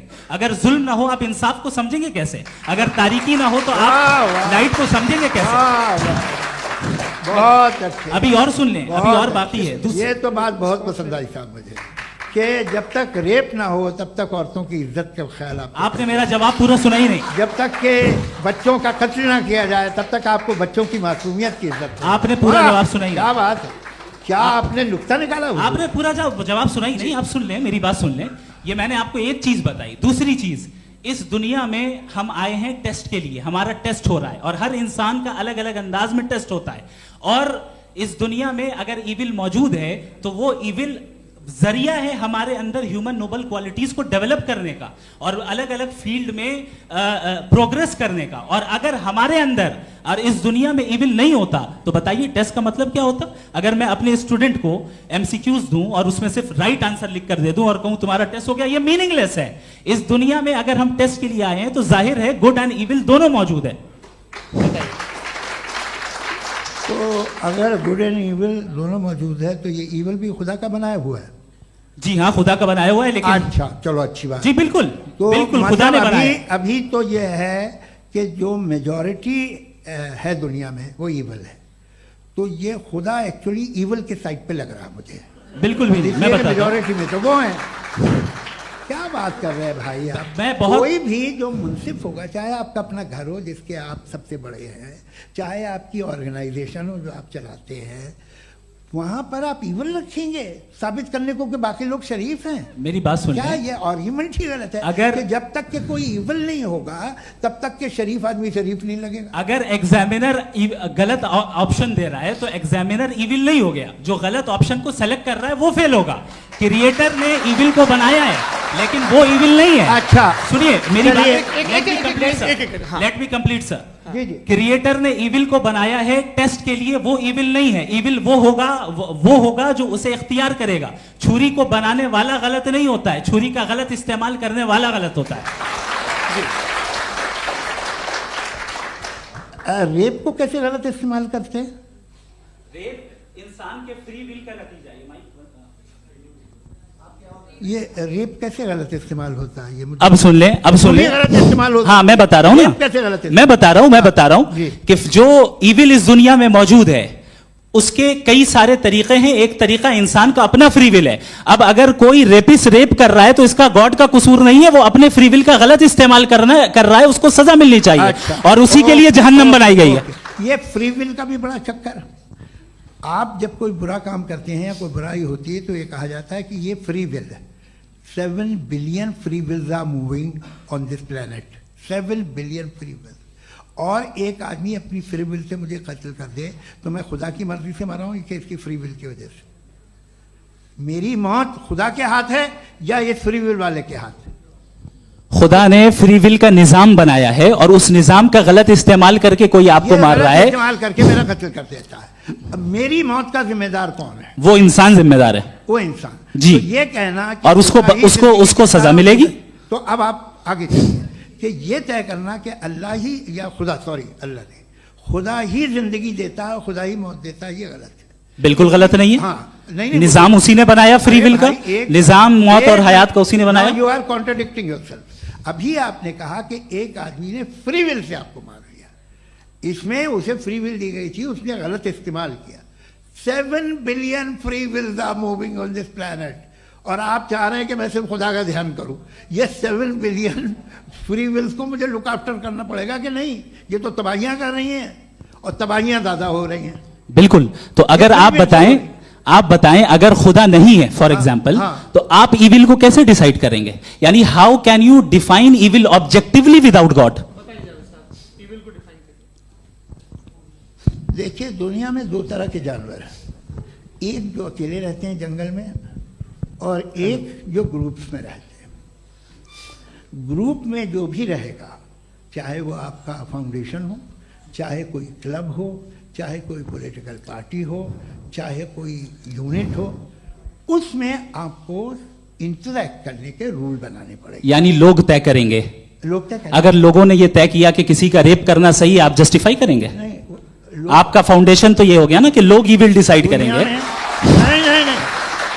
अरे दुनिया में ऐसे ग्रुप्स हैं जो रेप को जायज मानते हैं सर्टेन हालात में। मैं डिटेल में नहीं जानूंगा, आप भी जानते हैं।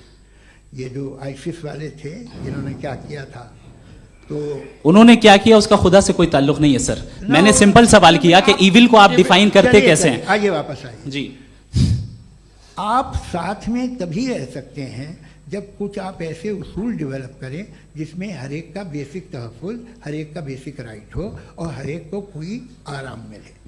यही तरीक़ा है किसी भी ऑर्गेनाइजेशन जिसमें एक से ज़्यादा लोग हैं और वो ऐसे चलती है ज़िंदगी। उसमें अगर आप गड़बड़ करेंगे तो तबाही होगी, नुकसान होगा, बर्बादियाँ आएंगी। और अगर उसमें आप घर ले लीजिए ना, एक हस्बैंड है, एक वाइफ है, बच्चे हैं, वालदा भी हैं, 2 बहनें भी हैं, एक भाई भी है। अब इसमें कोई निज़ाम आपको चाहिए साथ में रहने का, और एक दूसरे पे भरोसा रहे, एक दूसरे के बहीख्वाह हों, एक दूसरे की मदद करें, ऐसी जिंदगी। सर आपकी बात आ गई। आप ये कह रहे हैं कि लोग डिसाइड करेंगे क्या सही है क्या गलत है, यही है? मेजॉरिटी डिसाइड करेगी क्या सही है क्या गलत है? अरे भाई बिल्कुल। मेजॉरिटी अगर ये कहे कि नाजी जर्मनी के साथ जिस तरह मेजॉरिटी थी कि जेनोसाइड करना सही है, आप जस्टिफाई करेंगे? उस वक्त आपका ये सवाल सिर्फ उसके बाद क्लोजिंग। हाँ, उस वक्त प्लेनेट पे जो लोग थे, उनमें कितने लोग हिटलर को सही समझते? अच्छा, प्लेनेट की मेजॉरिटी तय करेगी सोसाइटी की नहीं। प्लेनेट की मेजॉरिटी गॉड के एग्जिस्टेंस को सही मानती है, आप क्यों नहीं मानते? ये हेलो ये क्रॉस क्वेश्चन का राउंड यहाँ पर समाप्त होता है। और ये बड़ा अच्छा है कि इस तरह से फ्रेगमेंट कर दिया गया है ताकि जो मरकरी ऊपर जा रहा है नीचे जवाब दे दूं। जी। प्लेनेट की ज़्यादातर मेजॉरिटी कुछ दूसरे मजहबों के खुदा को मानती है। आप उन्हें क्यों नहीं? आप तो मेजॉरिटी की बात कर रहे हैं। अच्छा, ये क्लोजिंग आप ये कह रहे हैं इविल और गुड को डिसाइड मेजॉरिटी करेगी। मेजॉरिटी जो कर दे वो सही हो जाएगा। क्लोजिंग इसको जैसा आप ही लोगों ने तय किया है उसी फॉर्मेट को फॉलो कर लेते हैं। भाई मैंने तो भले लोगों पे एतबार किया और तब मॉडरेशन तय किया। जी, आपके पास 5 मिनट का वक्त है, क्लोजिंग आर्ग्यूमेंट है, उसके बाद हम ऑडियंस से क्वेश्चन आंसर लेंगे जावेद साहब की क्लोजिंग आर्ग्यूमेंट के बाद। ओके, बहुत शुक्रिया जी।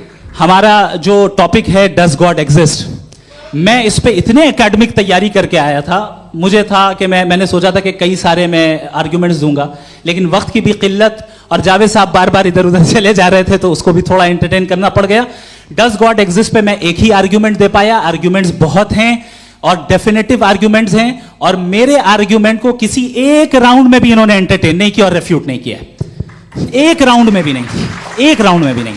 और ना ही अभी आपका क्लोजिंग आर्गुमेंट आएगा, नहीं वो बता देना। Argument of contingency sir.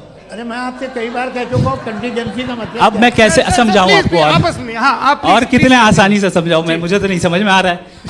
आप अपनी आर्ग्यूमेंट ऑफ कंटीजेंसी उर्दू में बोल सकते हैं। हाँ, आप अपनी बात पूरी कर लें जी, आखिरी 4 मिनट। दूसरी चीज, just a minute please ma'am, can I talk? दूसरी चीज ये है कि आपने एक तो इसका जवाब नहीं दिया, दूसरा आपने गॉड के ना होने पर कोई डेफिनेटिव आर्ग्यूमेंट नहीं दिया, सिर्फ मजहब पे बात कर रहे हैं आप। मजहब तो आज हमारा टॉपिक ही नहीं था, आज तो हमारा टॉपिक हो, आप मजहब से ले लेकर आईएस तक चले गए। भाई हमारा क्या ताल्लुक है उससे? We condemn them. और उसका गॉड से क्या ताल्लुक है? अगर कोई गलत काम कर रहा है, किसी ने किसी को कत्ल किया, किसी ने किसी का रेप किया, उसको सजा मिलनी चाहिए। और आपके पास कोई भी rational strong foundation of morality नहीं है। आपने कहा कि मेजॉरिटी तय करेगी सोसाइटी की, वो सही होगा। मैंने कहा हिटलर को फिर आप सही कहेंगे, नहीं नहीं नहीं नहीं, प्लैनेट की सोसाइटी की मेजॉरिटी तय करेगी। तो प्लैनेट की मेजॉरिटी गॉड के एग्जिस्टेंस को मानती है, आप कह रहे हैं ये रिलीजियस है। तो यानी आपके पास कोई स्ट्रॉन्ग फाउंडेशन नहीं है ऑब्जेक्टिव मोरालिटी का। ऑब्जेक्टिव मोरालिटी का अगर कोई फाउंडेशन है तो वो सिर्फ गॉड है, गॉड है, गॉड है। थैंक यू जी। ये मुफ्ती शमाइल नदवी साहब का क्लोजिंग आर्ग्यूमेंट था। अब हमारे पास जी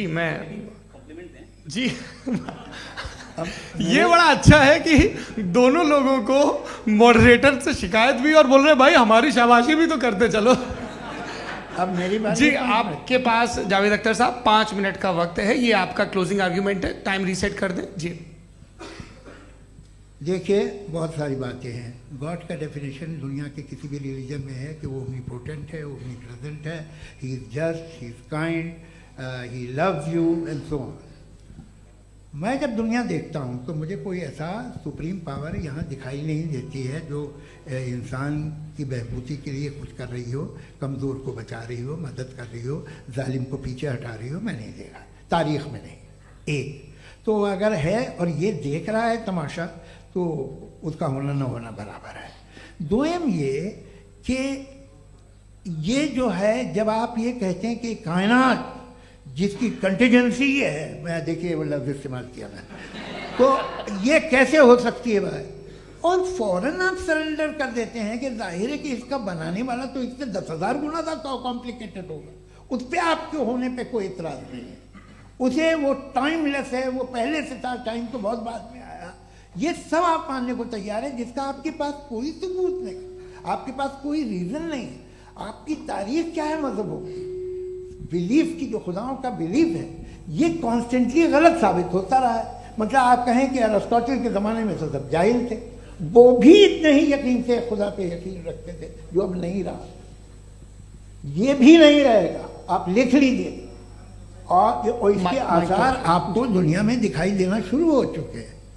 ये बहस क्या आज से 100 साल पहले इस तरह हो सकती थी? यहाँ तक तो आपको हम ले आए हैं। तो सर अरे इनको मदद की जरूरत नहीं भाई, ये सेल्फ सफिशिएंट आदमी है, आप क्यों इनकी मदद कर रहे हैं? Sir please. तो ये जो है तमाम बातें अपनी जगह हैं। ये एक पैकेज है। आप अकेले, कोई आदमी ऐसा नहीं जो सिर्फ गॉड को मानता हो। उसके साथ बहुत पैराफर्नेलिया आता है, अलग अलग पैराफर्नेलिया आते हैं। They have always created chaos in the society. मैं तो आपको सीधा ऑफर देता हूँ कि दुनिया में 10 इम्पॉर्टेंट बिलीव्स हैं। आप एक मानते हैं, 9 नहीं मानते, 9 में आप एथियस्ट हैं, 9 को आप बिल्कुल रीजनेबली मेरी तरह देखते हैं। तो 90 मजहबी आदमी भी 90% एथियस्ट है, वो दूसरे खुदा नहीं मानता, एक खुदा मानता है अपना वाला, बाकियों को कहता है गलत है। अगर आप मानना ही बंद कर दे तो आपका 10% चांस है कि आप सही हैं और 90% चांस है कि आप गलत हैं। मेरा मशवरा है, आप मानना छोड़ दिए तो 50% चांस होगा कि आप सही हैं और 50% चांस होगा, 40% आप गेन करेंगे बाय बिकमिंग एन एथियस्ट।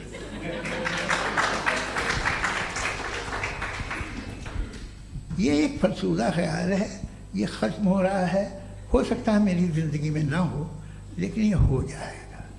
जो बातें ये इनको आप मेटाफिज़िकल ये वो ऐसे रिस्पेक्टेबल टर्म दे दिए, ये तो उन लोग के हैं जिन्हें ना फिज़िक्स मालूम थी ना मेटा मालूम था, ये उन्होंने आपको दिए हैं।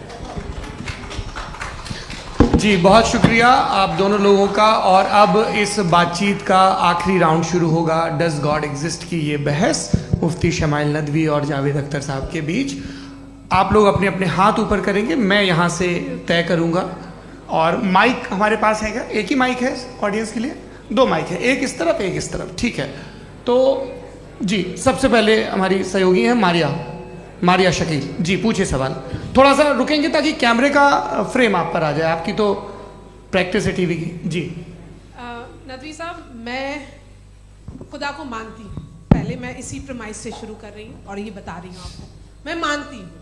लेकिन कुछ सवाल हैं जो जावेद साहब ने उठाया, उसका जवाब आपको देना चाहिए। पहला सवाल ये कि गज़ा में सालों से छोटे बच्चे मर रहे हैं, वो उनको अगर खुदा मर्सीफुल है, हम मानते हैं कि अल्लाह ताला में बहुत ताकत है, तो वो बच्चे क्यों मर रहे हैं? दूसरी बात ये कि अगर कंटिजेंसी की जो आप बात करते हैं, पूरे मुस्लिम ममालिक मिल करके भी उन गज़ा के बच्चों को क्यों नहीं बचा पा रहे हैं? क्योंकि अगर वो चाहते, क्योंकि अल्लाह ताला उन पर हुकूमत करते हैं, सब पर हुकूमत करते हैं, तो वो उनको क्यों नहीं बचा? जी थैंक यू वेरी मच। बहुत अच्छा किया आपने इस चीज़ को जिक्र कर दिया, मैं इसको और अच्छे से एक्सप्लेन करने की कोशिश करता हूँ। देखें, जहाँ तक आपने कहा कि गज़ा के बच्चों को मारा जा रहा है, देखिए 2 वर्ल्ड व्यू है, एक एथीस्टिक वर्ल्ड व्यू, एक थीस्टिक वर्ल्ड व्यू है। बच्चे मर रहे हैं दोनों वर्ल्ड व्यू में, लेकिन हमारा वर्ल्ड व्यू कह रहा है कि रिकॉम्पेंस है, ये कह रहे हैं कि उनका मरना बेकार जाने वाला है, कोई उसका रिकॉम्पेंस नहीं है, चूंकि इनके यहाँ आखिरत और अल्लाह का कोई तसव्वुर या गॉड का कोई तसव्वुर नहीं है। आपने ये सवाल किया कि गॉड मर्सीफुल है, क्यों नहीं रोकता? ये मैंने बताया कि ये मिसकंसेप्शन है लोगों के दरमियान कि गॉड को सिर्फ मर्सीफुल और ओमनीपोटेंट समझते हैं। गॉड के सिर्फ यही 2 एट्रीब्यूट्स नहीं हैं, गॉड के कई सारे एट्रीब्यूट्स हैं, उनमें से अल हकीम भी है, उनमें से ऑल वाइज भी है, ऑल नोइंग भी है।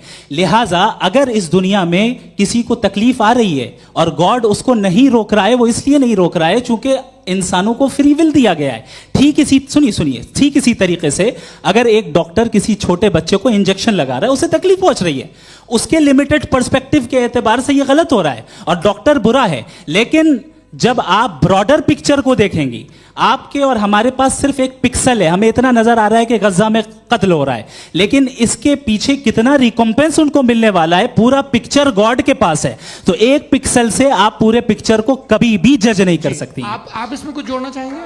आपको कुछ बोलना है इसमें? भैया आपने बहुत अच्छा जस्टिफिकेशन दिया। या आप वो जो वहाँ के प्राइम मिनिस्टर इजराइल के उन्हें भेजिए, वो बहुत खुश होंगे। आप जस्टिफिकेशन दे देना कि अगर गॉड नहीं है तो बच्चे क्यों मर रहे हैं, आप बताएं। वो ये सवाल पूछ रहे हैं कि अगर आप ईश्वर का अस्तित्व नहीं मानते हैं तो उन बच्चों की मौत को आप कैसे इंटरप्रेट करते हैं? भाई ये दुनिया जो है, जो ताकतवर लोग होते हैं वो एक नाइंसाफी करते हैं। तो ये अच्छा काम है आपके नजदीक, तो नेचर नाइंसाफी पे मबनी है। अरे मेरे भाई, आप नेचर की कहाँ बात कर रहे हैं, तो इंसान की बात। तो फिर जब मैं इंसान की बात कर रहा था, आप नेचर की बात करने लग गए। क्रॉस एग्जामिनेशन नहीं। हाँ, अब आप मुझे बोलने नहीं देंगे तो अलग बात है, आप बोलिए, मैं मुझे कोई जल्दी जी नहीं, ये क्रॉस एग्जामिनेशन मुझे बोल तो लेने दीजिए। जी बोलिए। क्या बात ये है कि ह्यूमन सोसाइटी तभी साथ में रह सकती है जब वो मोहब्बत से, एकता से, एक दूसरे के एहतराम करके रहे। इसके अलावा पॉसिबल नहीं है, अकेले तो इंसान रह नहीं सकता। वहाँ पर कुछ लोग हैं जो फाउल करते हैं, वो फाउल हमेशा से तारीख में होता आया है। आज ये हो रहा है, जो हो रहा है बहुत बुरा हो रहा है, बहुत जालिमाना है, बहुत जाबराना है। उसको आप कहें कि ये बच्चों को कॉम्पनसेशन मिल जाएगा या इसकी इंजेक्शन है, इंजेक्शन तो हेल्थ के लिए दिया जाता है। आप ये कह रहे हैं कि ये बच्चों की जो धज्जियां उड़ रही हैं ये इंजेक्शन है, ये टेस्ट है, ये टेस्ट है और उस टेस्ट में उनको ऐसा रिकॉम्पेंस मिलेगा जो आपके तसव्वुर के बाहर है। ये आप 3 बरस के बच्चे को बारूद से उड़ा के टेस्ट ले रहे हैं। वाह, वो नहीं ले रहा है, खुदा नहीं उड़ा रहा है, इजराइल उड़ा रहा है जी। ये तो उसको कंडेम करें। अगला सवाल लेते हैं प्रोफेसर पुरुषोत्तम अग्रवाल।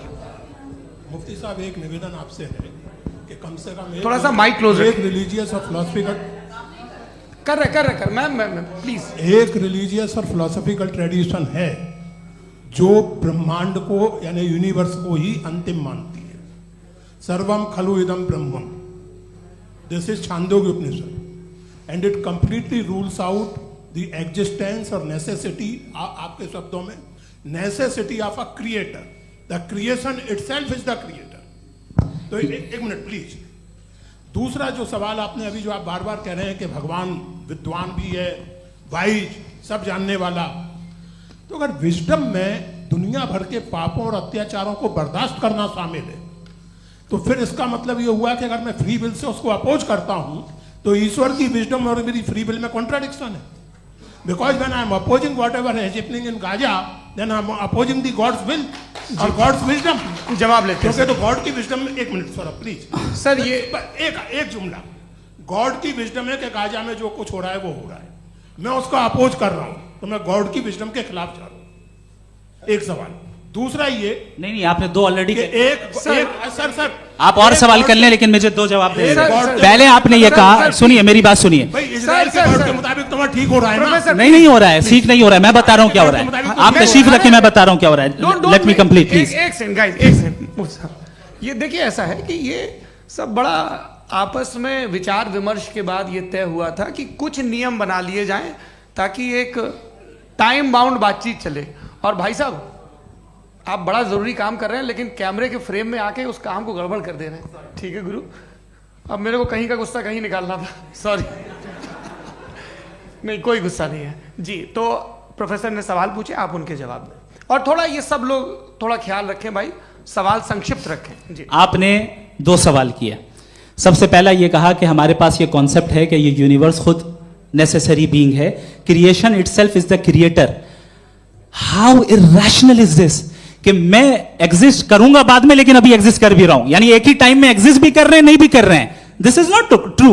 दूसरी चीज आपने कहा कि अगर इजराइल में, सॉरी माफ कीजिएगा, Israel doesn't exist, occupied Palestine में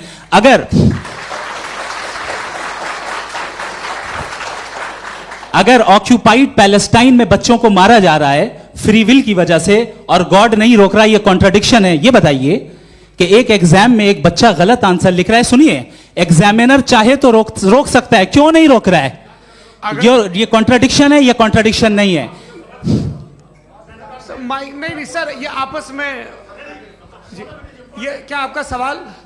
माइक दीजिए। फ्री विल दिया गया है टेस्ट के लिए, अकाउंटेबिलिटी के लिए। अगर फ्री विल नहीं होता तो आप कहते हैं हमें रोबोट बना दिया गया। नॉट मिसरिप्रेजेंट माय पोजीशन, आपकी जो भी पोजीशन, मैं अपनी फ्री विल के नाते, अपने ह्यूमन विजडम के नाते गाजा में हो रही अत्याचार का विरोध करता हूं। बिल्कुल करना चाहिए। आपके हिसाब से मैं गॉड की विजडम का विरोध कर रहा हूं? बिल्कुल नहीं, जो हो रहा है गॉड की, बिल्कुल भी नहीं, बिल्कुल भी नहीं। उसका वहां पर गाजा में कत्ल होना ये इंसानों के गलत इस्तेमाल का नतीजा है, फ्री विल के इस्तेमाल का नतीजा है। गॉड इसका हुक्म नहीं देता, उससे रोकता है। यही तो मसला है ना, आपके लिए कॉन्सेप्ट क्लियर नहीं भाई, आपने तो बताया था इंजेक्शन लगाने से बच्चे को तकलीफ होती है, ये इंजेक्शन लगा। सर आप ऐसे रेटोरिक स्टेटमेंट दे तब तो कोई मसला नहीं समझते रहेंगे। This is a rhetoric statement, this is not a logical argument sir. I am sorry, I am sorry. आखिरी 30 मिनट बड़े मुश्किल होने वाले हैं जी। मुफ्ती साहब आगे बैठे हैं, इनको माइक दीजिए। हाँ तरुण, माइक आप अपने पास रखिए, आपको कैमरे का फ्रेम पता है जी। सबसे पहले दोनों को मुबारकबाद। एक सर अपना आप नाम बता दें। आप अमेरिका में शिकागो में रहते हैं, इतना मुझे याद है। बताया आपको, यासिर नदीम अलवाजदी मेरा नाम है। जावेद सर आपसे एक क्वेश्चन है इन्फिनिट रिग्रेस के ताल्लुक से। एक हाइपोथेटिकल सिनेरियो है, मसलन अगर आप सर माइक थोड़ा सा प्लीज क्लोज रखें जी। अगर आप शायर इसलिए हैं कि आपके कोई उस्ताद शायर थे और वो इसलिए शायर थे कि उनके कोई उस्ताद शायर थे, और इसी तरीके से हम माजी में पीछे चलते चलते चले जाएं और कहीं ना रुके, तो माफ कीजिएगा आप कभी शायर नहीं हो सकते। लेकिन आप शायर हैं, आपका शायर एग्जिस्ट करता है, इसका मतलब ये है कि आप कहीं ना कहीं रुके हैं। तो मेरा सवाल ये है कि क्या आप इन्फिनिट रिग्रेस ऑफ कॉजेस को लॉजिकल फैलेसी मानते हैं या नहीं मानते? हाँ या ना? मैं इन्हें लॉजिकल फैलेसी नहीं मानता हूँ, लेकिन मेरा प्रॉब्लम यह है कि जब मैं नहीं मानता हूँ तो I will continue with this logic जो फैलेसी नहीं हो। आप एक जगह रुक जाते हैं जाके, आप कहते हैं ये गेंद कैसे बनी, ये जजीरा कैसे बना, ये समंदर कैसे बना, ये ज़मीन कैसे बनी, और अचानक गॉड पे जाके आपको ब्रेक लग जाता है। एक बार आप सवाल नहीं करते कि भाई इनको बनाने वाला तो इनसे भी कॉम्प्लिकेटेड होगा, वो कैसे बना, उसके बारे में आपने इत्मीनान कर लिया, वो हमेशा से है। तो अगर आप उसे हमेशा से मानते हैं तो फिर ये मान लीजिए कि कायनात हमेशा से है, क्या तकलीफ फिर हम वजूद में नहीं आते जी है? हम मौजूद नहीं। अच्छा सर क्यों नहीं हो मैं सकते? बताऊंगा प्लीज प्लीज। जैसे मैंने मिसाल दी आपके शेर, आपका शेर कभी वजूद में ना आता अगर शायर इसी तरह चलते रहते हमेशा। जी माइक मेरे ख्याल से एक सेकंड, इन्फिनिट रिग्रेस का कॉन्सेप्ट क्लियर नहीं हो पाया, ऐसे रहने दें, लेट्स मूव ऑन सर। ठीक है, हाँ थोड़ा सा मॉडरेटर का भी ख्याल रखें। नहीं आपने तो रखा है, आपने रखा है। यहाँ पे गौहर रजा साहब हैं, वो भी एक सवाल पूछना चाहते हैं। माइक यार नीचे से ऑन कर दिए, नीचे। पहले तो ये कह दूं कि मैं उन बच्चों से शर्मिंदा हूं जिनको गजा में कत्ल किया गया,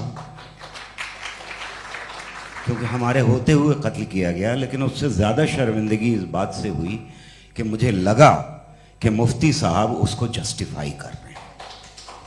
बिल्कुल भी नहीं, आप बहुत ही गलत, मुझे लगा मैं गलत हो सकता हूं। बिल्कुल गलत मैं है। सवाल पूछ रहा हूं, सवाल मैं देखिए, सवाल अगर पूछ रहा हूं। एक मैं जावेद भाई से डिसएग्री करता हूं। एक सेकंड देखिए, अगर देखिए ऐसा एक सेकंड आप सर वेट अरे आप कुछ मेरे पहले मुझे अपनी बात कह लेने दीजिए। अगर ऑडियंस तय करेगी तो फिर मॉडरेटर का मतलब नहीं। मेरा आप सबसे ये कहना है, ये बहस दो लोगों के बीच में है, एक तरफ मुफ्ती साहब, एक तरफ जावेद साहब। पिछले 1.5 घंटे से ये लोग अपने अपने तर्क रख रहे हैं। आपकी इनसे इत्तेफाकी हो सकती है, ना इत्तेफाकी हो सकती है। मेरे उस्ताद मुझे सिखा गए हैं कि मुखामुखम में असहमति की गुंजाइश बची रहनी चाहिए। अगर मैं आपकी बहुत इज्जत करता हूं गौहर साहब, आपने जो कमाल की किताबें लिखी, साइंटिफिक टेम्परामेंट, लेकिन मेरी ये गुजारिश है आप सबसे कि यदि आप इन लोगों ने जो बोला उन पर टिप्पणियां करेंगे तो ना वक्त की पाबंदी रहेगी, ना वो अनुशासन। आप सवाल पूछ लें, उस सवाल में जो बात आ जाए वो आ जाए। मैं जावेद साहब से डिसएग्री करता हूं, इसलिए जावेद साहब से सवाल पूछ रहा हूं। आपका सवाल जावेद अख्तर साहब से। और सवाल यह है मेरा कि जावेद साहब ने कई बार लॉजिक का इस्तेमाल किया कि साइंस में लॉजिक है और रिलीजन में लॉजिक नहीं है। मेरा ख्याल यह है कि रिलीजन में भी लॉजिक है, लेकिन उस लॉजिक की बेसिस ये है कि आप रुक जाते हैं, जिसका जिक्र जावेद साहब ने बार बार किया, यानी खुदा के तसव्वुर पे आते हुए, गॉड के तसव्वुर पे आते हुए रुक जाते हैं। और इसमें सवाल पूछना मतलब फॉरबिडन होता है। सवाल यह है कि क्या जावेद साहब इससे एग्री करते हैं कि साइंस की लॉजिक अलग है और रिलीजन की लॉजिक अलग है? बताइए सर। देखिए, 3 चीज़ें हैं, साइंस है, एक है मंतिक है, इस्तिदलाल है, और एक जो है कुछ भी नहीं है, फेथ है, अकीदा है। मैं अकीदे की लॉजिक का कायल नहीं हूँ। मुझे आप इस्तिदलाल से, लॉजिक से, रीज़न से समझाइए, मैं मानने को तैयार हूँ, मेरा क्या नुकसान होगा।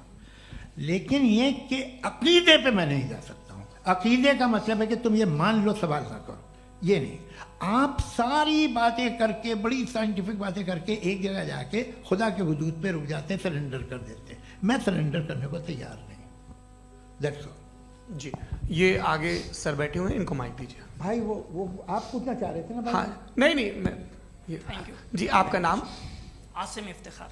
आसिफ जी, पूछिए। सर, जावेद सर से सवाल है कि आपने अपने क्लोजिंग माइक थोड़ा करीब है। अपने क्लोजिंग स्टेटमेंट में ये बात कही थी कि मज़हब का जो फ्यूचर है वो ज़्यादा दिन नहीं जाने वाला है। लेकिन मैं देख पा रहा हूँ कि जो ऑक्सफोर्ड यूनिवर्सिटी की एक स्टडी है 2011 में हुई है, जिसके 50 एकेडमिशियंस ने इसको अंजाम दिया था, उसमें वो ये कहते हैं कि जो फेथ इन गॉड है वो इनबिल्ट है ह्यूमन नेचर के अंदर, जिसको हम कहते हैं फितरत के अंदर शामिल है वो। और वो ये कहते हैं कि अगर कोई ये समझता है कि मज़हब को वो ख़त्म कर देगा तो ये उसकी गलत फहमी है। तो आप इसके बारे में, इस स्टडीज़ के बारे में क्या कहते हैं? ठीक है, मैं उनसे एग्री नहीं करता हूँ। वो कौन से प्रोफेसर होंगे? ऐसा उनके क्या पास डेटा है, इन्होंने डेटा के बेस होगा। डेटा क्या हो सकता है? फ्यूचर का डेटा तो नहीं हो सकता ना उनके पास, प्रेजेंट का डेटा हो सकता है। डेटा आपने सुना 100 साल पहले का बाद का डेटा? मैंने तो नहीं सुना आज तक। तो आज उनकी ये राय है और होगी राय, ठीक है, दुनिया में तरह तरह की राय है लोग, लेकिन मैं समझता हूँ कि वक्त के साथ इंसान ज़्यादा से ज़्यादा रीजनेबल और लॉजिकल होता जा रहा है। आज आप देखिए वेस्टर्न यूरोप में क्या परसेंटेज है नॉन बिलीवर्स की, बहुत हाई, वहाँ चर्च खाली पड़े होते हैं। तो अल्टीमेटली तो इंसान कोई ऐसी बात बहुत अरसे तक नहीं मान सकेगा, चाहे गलत या सही, जो उसे उसके दिमाग को, उसके जहन को, उसके लॉजिक को अपील न करे। वो कह रहे हैं तो ऑक्सफोर्ड के होंगे तो कैम्ब्रिज के होंगे, तो मुझे क्या लेना देना, उनका डेटा मुस्तकबिल का नहीं हो सकता है। जी दीपक, हाँ पूछिए। मैं आऊँगा, अभी पीछे की साइड भी आऊँगा, माइक वहीं भेजूंगा 2-3 साल के लिए। जी जावेद साहब, आपसे सवाल है। नमस्ते। अरे भाई सर, अगर आप ही लोग तय करना है तो फिर 200 लोग तय कर लें। ये नहीं sir, please don't do this sir. Sir everybody has a right sir, but we can only take selected questions. No sir, ये यंग लोग भी हैं तो इनकी ये अब उतने यंग, भाई आप यंग हैं कि नहीं हैं? वो कह रहे हैं वो भी यंग हैं साहब, आप उनकी नौजवानी पर दावा उनको ही करने थे। हाँ मुफ्ती साहब आप यंग, हाँ पूछे। अरे भैया सर मेरा सवाल ये है, कुछ इनसे भी तो पूछो जी। नहीं, बस आपसे एक सवाल है। जैसे थीस्टों के पास अपने जो ईश्वर को मानते हैं उनके पास अपने सोशल गेट टुगेदर्स हैं, 5 रोज़ा क्रिसमस आने वाला है, होली है, दिवाली है, ईद है। एथिस्ट क्या ऑफर कर रहे हैं? मतलब मैं इनकी दुकान से बोलूं मैं आना चाहता हूं उस तरफ, पर मैं अट्रैक्ट नहीं हो पा रहा हूं। मैं सोशल गेट टुगेदर्स क्या है आपके पास? वो ये कह रहे हैं कि जो धार्मिक लोग हैं, अलग अलग धर्म के लोग, उनके उत्सव त्योहार कॉन्ग्रेगेशन बहुत हैं। अब आपको मैं एक सुनाता हूँ, यहाँ हिस्टोरियन भी बैठे हैं, मृदुला जी आप बताइएगा सही है क्या। ये एक कॉन्स्टेंटाइन, एक ग्रीक रोमन बादशाह था जो क्रिश्चियनिटी आने के 400 साल बाद उसने डिसाइड किया कि मैं क्रिश्चियन हो जाऊंगा, मेरी पूरी स्टेट कैंसिल हो जाएगी। उस ज़माने में ऐसे ही होता था, राजा जो धर्म इख्तियार करता था वो जनता भी कर लेती थी, इसलिए कि वो हो गया था बैंकरप्ट, और उसे जो मेडिटेरियन कोस्ट के रिच क्रिश्चियन वो थे मर्चेंट, उससे पैसा चाहिए था। तो उसने कहा यार क्रिश्चियन हो जाओ। तो उसने अपने वजीर से कहा कि भाई ये हिस्ट्री है कि अब हम लोग क्रिश्चियन हो जाते हैं। पहले सर हो जाएंगे, कोई प्रॉब्लम नहीं है, लेकिन एक प्रॉब्लम ये है कि 17 दिसंबर से 25 दिसंबर तक जो पेगन फेस्टिवल होता, जो पेगन जो फेस्टिवल होता है वो बंद हो जाएगा, इसलिए कि हम क्रिश्चियन हो गए तो होगा नहीं। तो वो बच्चों को बहुत बुरा लगेगा, पब्लिक को बहुत इंजॉय करते हैं, खासतौर से 25 को मेन डे। उसने कहा हाँ ये तो सही कह रहे हो, ये जीसस क्राइस्ट की पैदाइश कब थी? पहले साहब वो अप्रैल में थी। नहीं कट करो, वो 25 दिसंबर को है, ये हकीकत है जी। और 400 साल बाद क्रिश्चियनिटी के अप्रैल से दिसंबर ले आए, और इसलिए कि यहाँ पेगन फेस्टिवल होता था। अब मनाते हैं आप आराम से। ये जो सारे फेस्टिवल हैं ये रिलीजन से, हर एक को एक इंटरटेनमेंट डिपार्टमेंट चाहिए होता है अपनी कंपनी चलाने के लिए। तो ये रिलीजन ने, ये सेकुलर त्यौहार थे जिन्हें रिलीजन्स ने ले लिया है। ये मौसम के थे, फसलों के थे, किसानों के थे, उसको आपने लेके रिलीजियस रंग दे दिया। ये कोई रिलीजन से थोड़ी आए आप। अच्छा हमें देखिए, हम तो मुल्द हैं, हम ईद मनाते हैं, हम दिवाली मनाते हैं, हम होली मनाते हैं, हम क्रिसमस मनाते हैं। बम्बई की फिल्म इंडस्ट्री की सबसे बड़ी होली हमारे घर में, सबसे बड़ी ईद हमारे घर में। वो हमारी सोशल वो है, हमारा हेरिटेज है। ऐसा थोड़ी है कि we will throw the baby along with the water. ये तो अच्छी चीज़ है, इन्हें रखो, जो बेकार है फेंक दो। जी हाँ हेलो जी, मेरा सवाल नादवी जी से है। जैसा कि आपने बोला कि गॉड टाइम के भी परे हैं, और गॉड इतनी कॉम्प्लेक्स चीज़ है कि उसे ह्यूमन माइंड समझ नहीं सकता, और गॉड ने अर्थ पे फ्री विल भी दे दी है। तो आप अपना वक्त ज़ाया क्यों कर रहे हैं गॉड के बारे में बात करके? अपन को तो बात करनी चाहिए कि सोसाइटी को बेहतर कैसे करें। जी मैं, गॉड वही बताता है सोसाइटी को कैसे बेहतर करें। अभी मैं आपका जवाब देता हूँ। आपने कहा कि टाइम पे वो एग्जिस्ट नहीं करता, सो मेरा सवाल ये है कि जैसा आपने बोला कि गॉड बहुत ही कॉम्प्लेक्स चीज है, मैंने कहा ही नहीं कि कॉम्प्लेक्स है, तो आपके अल्फाज हैं। कॉम्प्लेक्स का लफ्ज गॉड के लिए सुइटेबल नहीं है। क्यों? क्योंकि कॉम्प्लेक्स वो चीजें होती हैं जो ऑब्जेक्ट हो। God is not an object जिसको आप इंस्ट्रूमेंट के जरिए लेबोरेटरी में जाके टेस्ट करें, oh it's very complex. No, वो कोई कार का इंजन नहीं है। मेरा वो फिलोसॉफिकली नेसेसरी बीइंग ऐसी बीइंग है जो सिंपल बीइंग है। हाँ, आप उसको मुकम्मल तौर पे उसकी तमाम हिकमतों को जान ले और हर चीज को जान ले, ये पॉसिबल नहीं है, क्योंकि वो ऑल वाइज है, आप ऑल वाइज नहीं है, और वो खुदा है, वो आपको सारी चीजें बता दे, ये जरूरी नहीं। मेरा सवाल ये नहीं था, मेरा सवाल ये था कि जब गॉड इतना परे है इस दुनिया से कि उसने अर्थ पे फ्री विल भी दी है, हम सब ह्यूमंस की फ्री विल है, और जो सोसाइटी में हो रहा है वो अपन लोग डिसाइड करेंगे, तो अपन लोग डिसाइड नहीं करेंगे ना, अपन लोग डिसाइड नहीं करेंगे। गॉड जो है, गॉड ने वो उसकी जात, उसकी एग्जिस्टेंस टाइम एंड स्पेस से परे है, लेकिन वो हमारा टेस्ट ले रहा है और उसी गॉड ने हमें बताया कि तुम्हें क्या करना है क्या नहीं करना है, तो जाहिर है उस गॉड की बात सुनेंगे ना। जी, वो पीछे एक चश्मा लगाए जो मैम खड़ी हैं, उनको दीजिए। हाँ, आप जी जी बिल्कुल आएंगे। देखिए मैं कोशिश कर रहा हूँ सब तरफ जाने की। हाँ, उनको दीजिए माइक। जी, हेलो सर, मैं ओमनी प्रेजेंट नहीं हूँ, टाइम पाबंद हूँ और जहां तक कोशिश कर सकता हूँ करूंगा। जी, अपना नाम बताइए। मेरा नाम उर्सुला है, मैं दिल्ली यूनिवर्सिटी की एक स्टूडेंट हूँ और मैं स्टूडेंट फेडरेशन ऑफ इंडिया से हूँ। मेरा सवाल मुफ्ती जी से है कि इस हॉल के इस कमरे में बैठ के हम लोग रेप की मोरालिटी के बारे में फिलोसफिकली बात तो कर सकते हैं, बट असलियत ये है कि रोजमर्रा की जिंदगी में औरतें रेप के थ्रू गुजरती हैं, और हम लोग सिर्फ नंबर्स पे इस तरह नहीं देख सकते, क्योंकि कितनी औरतें हैं इन कंट्रीज में जहां पे आप बता रहे हैं कि केसेस कम हैं, जिनका एक्सेस है कि वो जाके केस फाइल कर सकें। कितनी औरतें हैं जो जिनको काम करने की आज़ादी है उन कंट्रीज में। यूरोप में ये आज़ादी आ गई, यूरोप में ये रूल्स आ गए, तो हम आज उसके बारे में बात कर पा रहे हैं। जी, जवाब। आपने ये कहा कि कमरे में बंद होकर हम लोग इस पर फिलोसफिकली बात कर सकते हैं, लेकिन हकीकत में क्या हो रहा है, वो ग्राउंड लेवल पे क्या हो रहा है, जो बहुत गलत हो रहा है, और वो सफ़र कर रही हैं। आई अग्री, बहुत गलत हो रहा है, और जो गलत हो रहा है उसको हमें रोकना है। और क्यों रोकना है, वो गलत क्यों है, हमारे पास इसका ऑब्जेक्टिव फाउंडेशन है, इनके पास उसका ऑब्जेक्टिव फाउंडेशन नहीं है। मैं ये कहना चाह रहा हूं कि जहां पे भी जुल्म हो रहा है, जहां पे भी औरत पे जुल्म हो रहा है, या उसकी इज्जत लूटी जा रही है, या उसे तकलीफ पहुंचाई जा रही है, और सिर्फ औरत नहीं, किसी इंसान के ऊपर भी जुल्म हो रहा है, तो उसके खिलाफ खड़ा होना, ये मोरालिटी हमारे पास गॉड के पास से आई है। वरना जावेद साहब तो कह रहे हैं कि जो है मेजॉरिटी डिसाइड करेगी, तो मेजॉरिटी तो कभी भी बदल सकती है।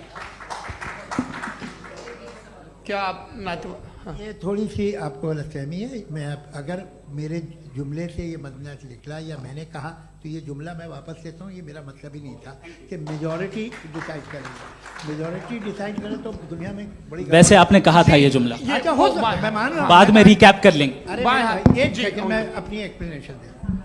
मुनासिब बात यह है कि हम सब के सब दिल में जानते हैं कि क्या अच्छा है क्या बुरा है, हमें पता है अच्छी तरह से। जो लोग बुरे काम करते हैं उन्हें भी मालूम अच्छा क्या है।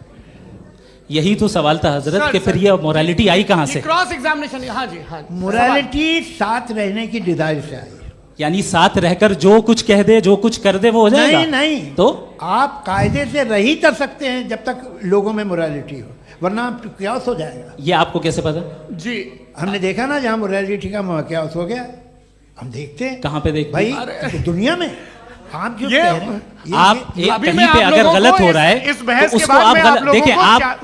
आप एपिस्टेमोलॉजी की बात कर रहे हैं, मैं ऑन्टोलॉजी की बात कर रहा हूं। मैं इस बहस फाउंडेशन आप दोनों लोगों को चाय पे होस्ट करूंगा, वहां पे क्रॉस एग्जामिनेशन कर लीजिएगा। अभी ऑडियंस का हक मार रहे हैं आप लोग भाई, सर जस्ट लोग हैं आप लोग। और ये भाई ये हाँ, उधर आएंगे, उधर जी सर आएंगे। अच्छा सर, मेरा नाम लईकुर रहमान है और मैं अलीगढ़ मुस्लिम यूनिवर्सिटी का स्टूडेंट हूँ, और जहाँ तक मुझे पता है कि sir you are also product of Aligarh Muslim University. मैं भी उसी चमन का बुलबुल। हाँ सर, तो बहुत खुशी हुई मुझे जान करके कि मैं आपसे मिलूंगा। सवाल सर, मेरा सवाल यह है, सर सैयद अलैहि रहमा का नज़रिया यह था कि खुदा के वजूद को अक़ल के दायरे में रह कर के तलाश करना, न कि पूरी तौर से उसका इनकार कर देना।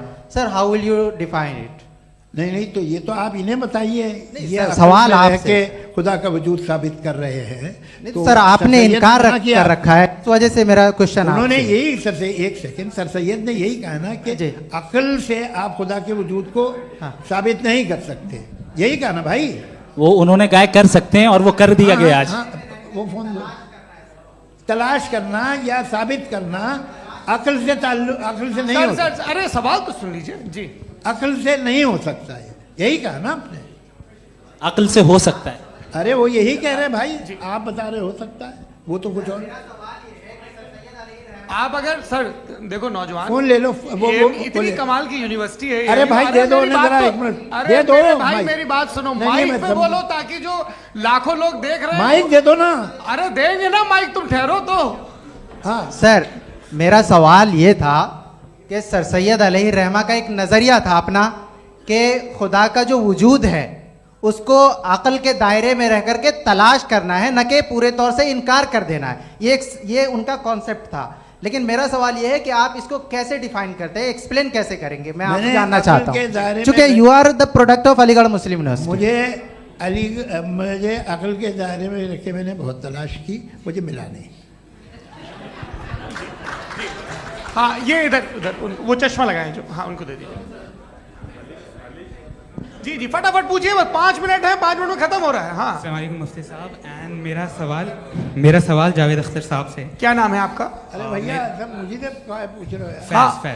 फैज पूछिए फैज साहब। तो मेरा सवाल ये है कि अभी जो एथियस्ट है वो problem of evil argument use कर रहे हैं अगेंस्ट मुस्लिम्स, राइट? कि इस दुनिया में इतना सारा इविल है और अगेंस्ट मुस्लिम तो यहाँ अगेंस्ट थियस्ट। हाँ थोड़ा सा करेक्ट कर लीजिए भाई, पूरी मशक्कत ही इसी बात की थी कि किसी एक मजहब पे बात न टिके।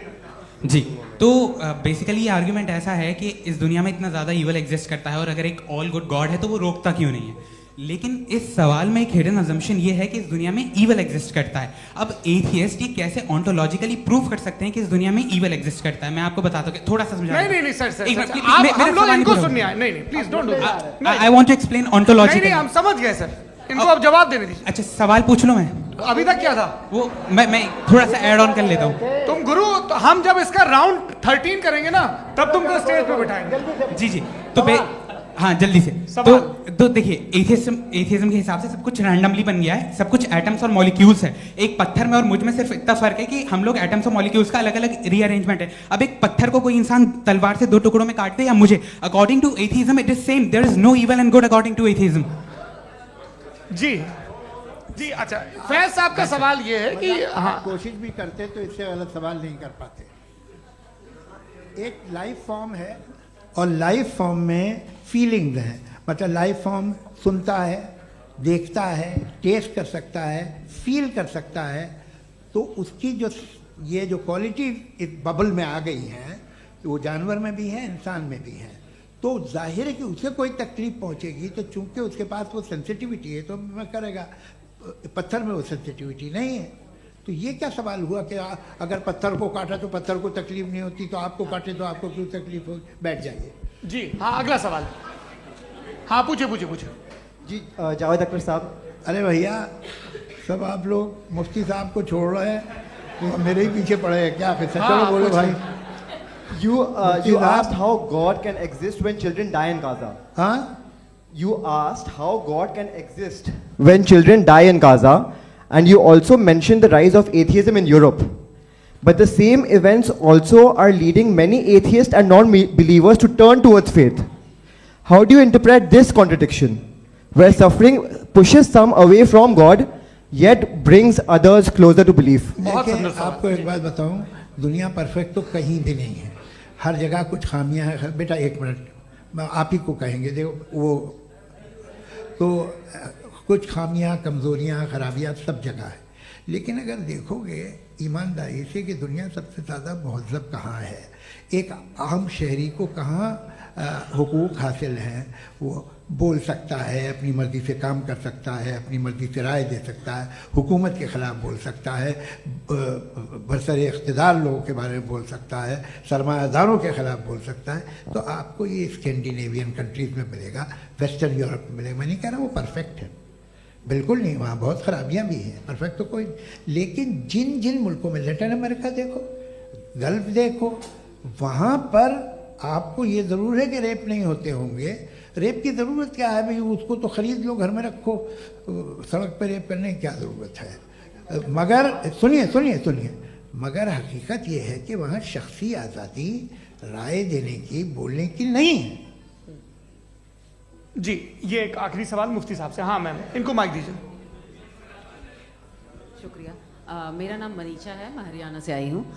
मैं मुफ्ती साहब से एक बात पूछना चाहती हूँ। आप बार बार जावेद साहब को कॉन्ट्राडिक्ट तो कर रहे हैं कि आपने ये कहा, लेकिन आप भी अजम्पशंस के बेसिस पे बात कर रहे हैं। आपने खुदा के होने का कौन सा प्रूफ पेश किया है खुदा की एग्जिस्टेंस का?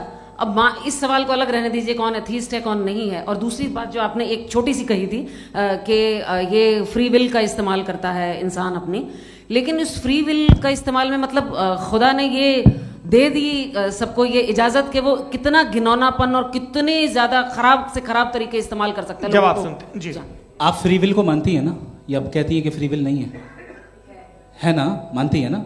तो अब आपके पास इसका कोई एक्सप्लेनेशन नहीं है कि अगर एक इंसान उस फ्री विल का इस्तेमाल करके गलत काम कर रहा है और बच के अच्छी जिंदगी गुजार के निकल जा रहा है, उसका कोई रिकम्पेंस नहीं है। हमारे वर्ल्ड व्यू में जो इंसान गलत काम कर रहा है उसको भी रिकम्पेंस यानी उसका बुरा बदला मिलना है, और जो सही काम कर रहा है उसको सही बदला मिलना है।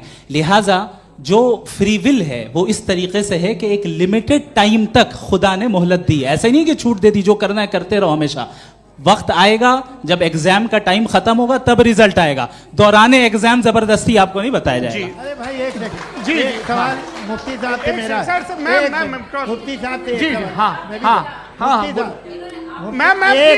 रुक जाइए। आपसे फोन, आप इसके बाद आपसे यही रहेंगे वो। हाँ बोलिए। मैं मुफ्ती साहब एक ही सवाल करता हूँ कि अगर जो हो रहा है फ्री विल से हो रहा है और एक दिन बरोज़ क़यामत इंसाफ होगा मैशर में वगैरह वगैरह, तो दुआ क्यों मांगते हैं लोग?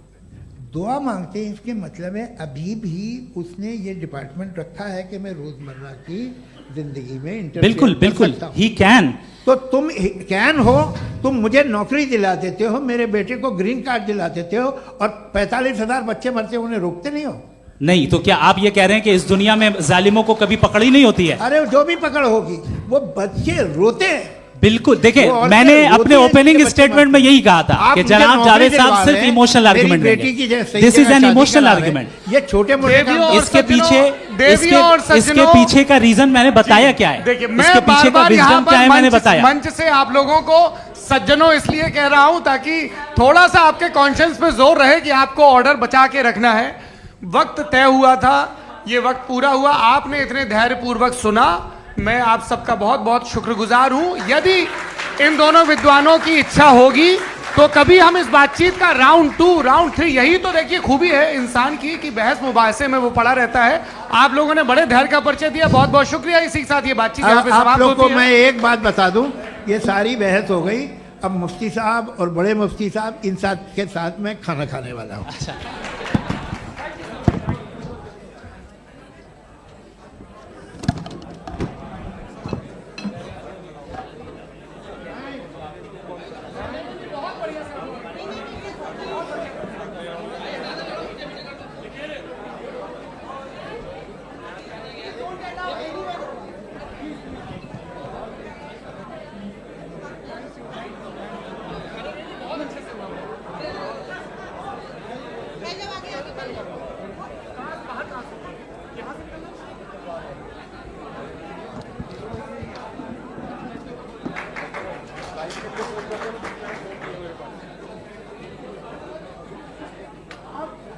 Thank you.